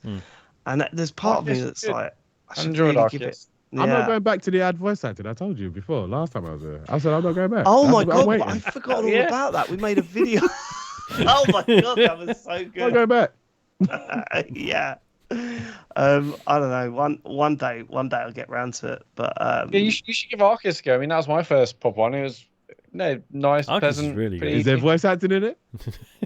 No. There you go. yeah, I might do that at some point, Matt. Because I mean, the kids are absolutely obsessed with Pokemon. You know, it's cards. Like they don't play the games, but it's all about the cards and stuff. Play Pokemon Go with them. Go for a walk. It's fine. No. No? Okay. Yeah. Michael Tired. says, recently I was asked to be the best man at a friend's wedding. Unfortunately, I've never been great at public speaking, but I want to do the best job I can for him on his special day.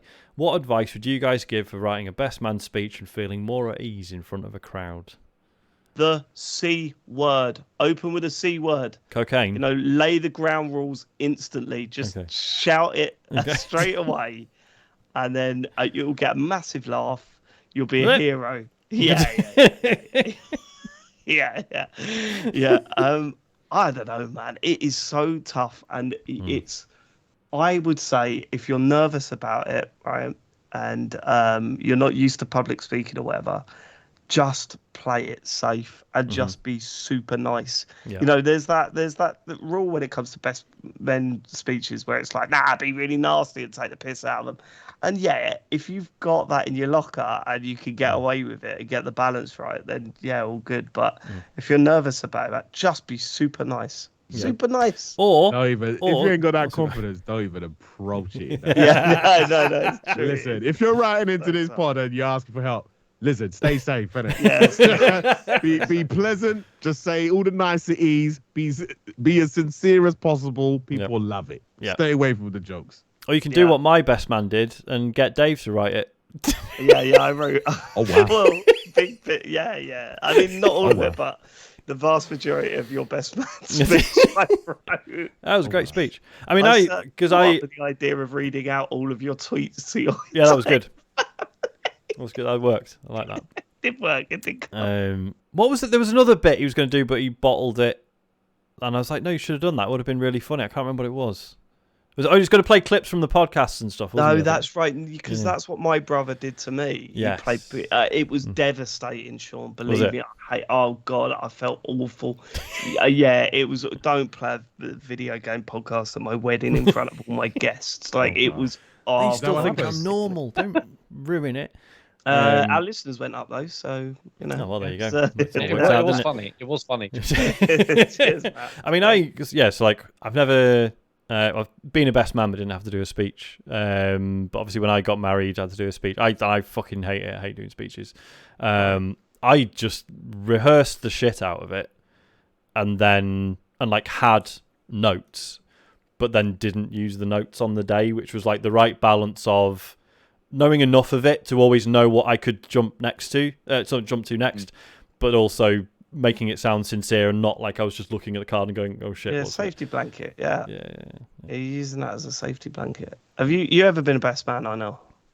No. But I do stand up, so it's similar. So I was going to say smash it, right? It's probably harder to be fair because everybody kind of knows you as well. But it is harder, isn't it? Because when I was doing stand up, I never let anyone come and see me that I knew because it was the fault of I could do a set in front of 50 strangers or whatever, but if there was one person I knew in there, I'd be 3 times more nervous, because I don't know what it is. It's like there was, because it's the link back to your regular life, right? Because it was very separate for me. It was, I would go off and do these gigs in London and then come back and I have my normal life with my normal job or whatever. A bit like this, really, a bit like the podcast. I was going to say, and yeah, we came together, Dave. This was hold on. So I started in 2006, I think. So probably not. Maybe we did. Were you doing it back then? Yeah. Since Laughing Horse. comedy done circuit, a fair few of them. Yeah. then we probably gig together. Hey! We probably gig together. So I was on the Laughing Hall circuit for One like of the patrons of Phantom Footage. Yeah, 2 years I was doing that. It's really weird. There was this really weird. Do you know what Chatterbix is? The podcast. There's a podcast by David L. and Joe Wilkinson, and it turns out that they did the Laughing Horse comedy scene a year after I stopped doing it. Right, like they started just after. There's a lot of crossover of acts, and they did one podcast where they went back and read like the list that was on the Laughing Horse comedy website. They just read all of the names of the comedians out, right? And just went, I know that person. I know that was the podcast. And it was so fucking weird because it was like being transported back in time and just going, oh, I know all of these people. Yeah, and the circuit back then. Yeah, it was weird. That was a weird scene. A weird scene. It was. But yeah, no, doing a best man speech, it is kind of different because A, you've got to be a little bit more sincere.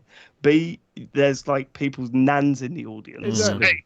Yeah, so like you can't come out with your usual stuff.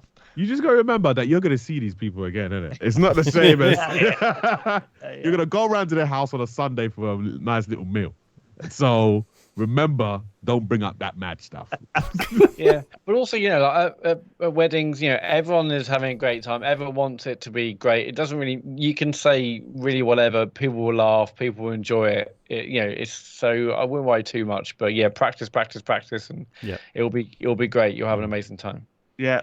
Good luck. Also, record it and send it in so we get a bonus show out of that. That's true. Yeah, we'll do a commentary on it. We'll do a talks over. One more. Yeah, we've got one more. Oh, that didn't go too well. I'd love that. Garrison Savannah. It says, now that Capcom have remade Resi 1 to 4, and since 5 and 6 are more recent and also have their own issues that might make them unsuitable to remake, what should they remake next, Resi-wise? Code Veronica would be good, and Zero would also be a shout. However, I 100% think that they should remake the original Dino Crisis. It's a forgotten classic that would be absolutely amazing in the new RE engine. Matt would love being chased by a T-Rex in 4K, I'm sure. Can TCGS, using your massive influence in the industry as the leading video game podcast brackets leisure category, please force Capcom to do this? Cheers. Well, yeah, because wasn't it? There's in Exoprimal, that upcoming dinosaur shooting game. There's like a character with like sort of like a red sort of bob. Hair. Yeah, and everyone was like, "Fucking hell, oh, it's fucking Dino Crisis!" And it's just another game from Capcom with a woman with short red hair where you shoot dinosaurs, but it's not Dino Crisis. Exoprimal, that one. Yeah. I mean, Code Veronica would be a good shout. To be fair, I think that's still very fondly thought of, right? Absolutely. Yeah. That one always comes up as one of the best. But they should bring back one of the the Time Crisis-y ones that they did on the PS2. Those just do that in VR. Just a couple of VR ones of those. That'd be great. Yeah, that'd be awesome. I mean, I'm surprised like Sega haven't looked into Virtua Cop on VR because there's something about that series that I've got insane amount of nostalgia for. I don't think any of those developers are still there. I think that's probably what it is. Yeah, no one cares about it enough because they're all gone. They should redo Resident Evil 0 in they should do the remake of the remake. Gun Survivor or something like that it was called. Yeah. Oh, what was it? Gun Survivor. Resident Evil Gun Survivor. That was one of the. I can't remember the title. I think it could have been that, but yeah. I think you're right. Resident Evil Survivor 2. No, that's Code Veronica. Dead Aim or something like that. That series is just it spun out of control at one point, didn't it? Completely. And I think there's more bad Resident Evil games that there are good ones. Is that right? I think that's probably right. I think when you actually look outside the Revelations, they were good, right? And the first one of them was like 10 years ago. I can't remember. Yeah, I just remember it was. when between 5 and 6, everyone's like, fuck this, Resi's lost it. People are like, no, the Revelations are good. They're like the old to ones. be fair, Revelations, they had that character, that the one lady that had the suit but only on one leg. Get it remade. Like, who did the character design on this one? Why is she? Yeah, I never played 5 and 6, and obviously hear about all the issues, but it's gonna be quite weird that they're gonna remake all of them 1 to 4. 7 is great, 8, so on and so forth, and then there's just this gap of 5 and 6 where I doubt, Yeah, so let's pretend that never.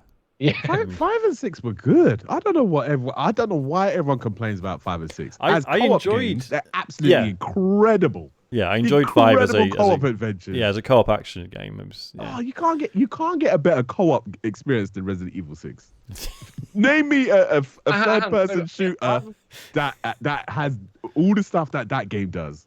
I haven't played them, but I heard they're really bad. But as co-op experiences, they're okay. Is that what we're saying? Amazing! Don't listen to all these people. All these people just like, oh, I like Resident Evil like this, and I like Resident Evil like that. Shut up! Yeah, this is a Resident Evil. It's a wicked co-op adventure. It's got like 4 campaigns, different characters in it. It's a win. Well, that was wasn't that the thing with 6? Was everyone was like, no, a third of it is really good. It's all good. It's like 30 hours of co-op. Come on.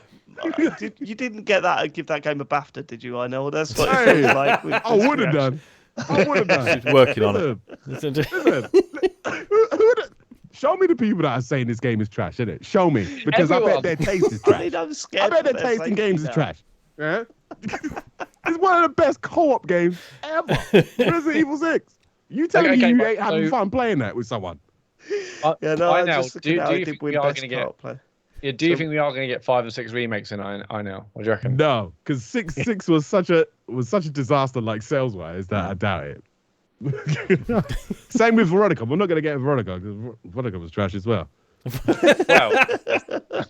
it didn't sell well, yeah, but if I had a choice to remake Veronica or remake 6 again, come on, I'm going for 6. Really? You're mad. I suppose you could argue there's more scope to fix it, right? If you're one of those people who hated it. Whoa. There's more scope to fix it because what? Because there was more wrong with it. Yeah. Is that what you're saying? Big old job. Big old remake job. No. If there's one to fix, it's Resident Evil 0. That's the one that needs fixing. Really? I never played it. That's the one on the train. That needs fixing. Whereas 6, that's perfectly fine. You can play that today and you have a fantastic time. Do you know what? I thought Resident Evil 0 was a remake of the first one on the GameCube, but it wasn't, was it? No, it was the prequel. Yeah. Oh, shit. Okay. All right. Are we done with questions? Embarrass yourself there, Dave. Yeah, I'm not a big Resi fan, mate. I've exposed Go myself. play 6. If you're not looking for co-op games to play through 6 and come back and you tell me, like, yeah, I had a good time. Absolutely not doing that. I'm quite tempted. Come on, Sean gets it. No, all right. Not really a Resi guy either. So Matt, do you want to do the socials? Yes.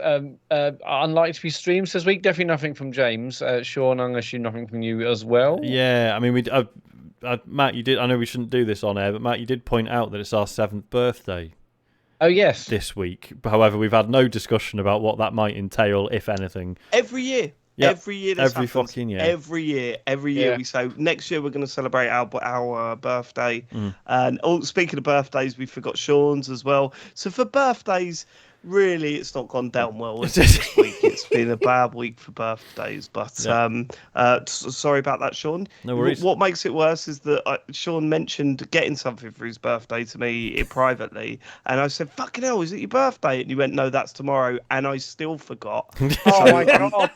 I'm sorry, Sean. I'm sorry. Yeah, I'm sorry, Sean. Right. But yeah, we might be doing something for our birthday on Thursday. Keep an eye on our socials. Cool. Okay, yeah, well, we might be doing something on Thursday. It's news to me, but it would be nice to do something. We're just not. Well, sure. it doesn't have to be Thursday, right? We can celebrate our birthday sort of. Yeah, whenever the fuck we want. Whenever's convenient. We're not even a real person. Yep. We're a podcast, isn't it? That it's not even real. No one gave birth to that. No. It's still our 7th birthday on Thursday, whether we do a stream or not. That will be it for streams. If you're Amazon Prime and Twitch account, connect your accounts, and you get one free sub a month to give to a channel, please go over to our channel, maybe on Thursday for our birthday, and give us your free monthly sub. We really appreciate that.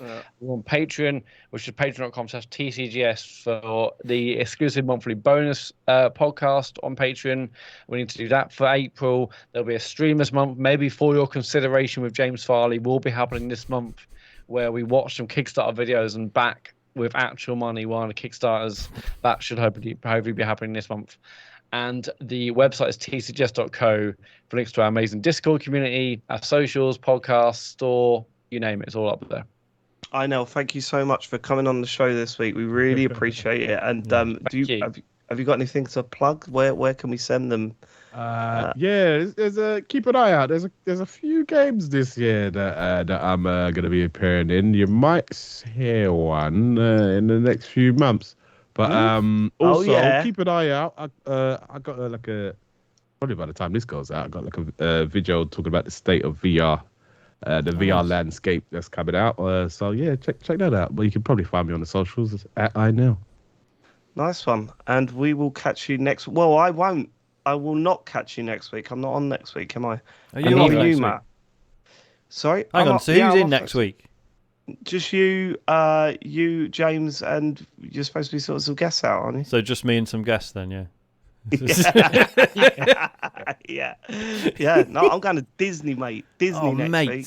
It's the big one. It's the big one. I am going to be skint. So very skint. But we'll catch you next time. Thanks so much for living it. Goodbye, everybody. Goodbye. Bye. See ya.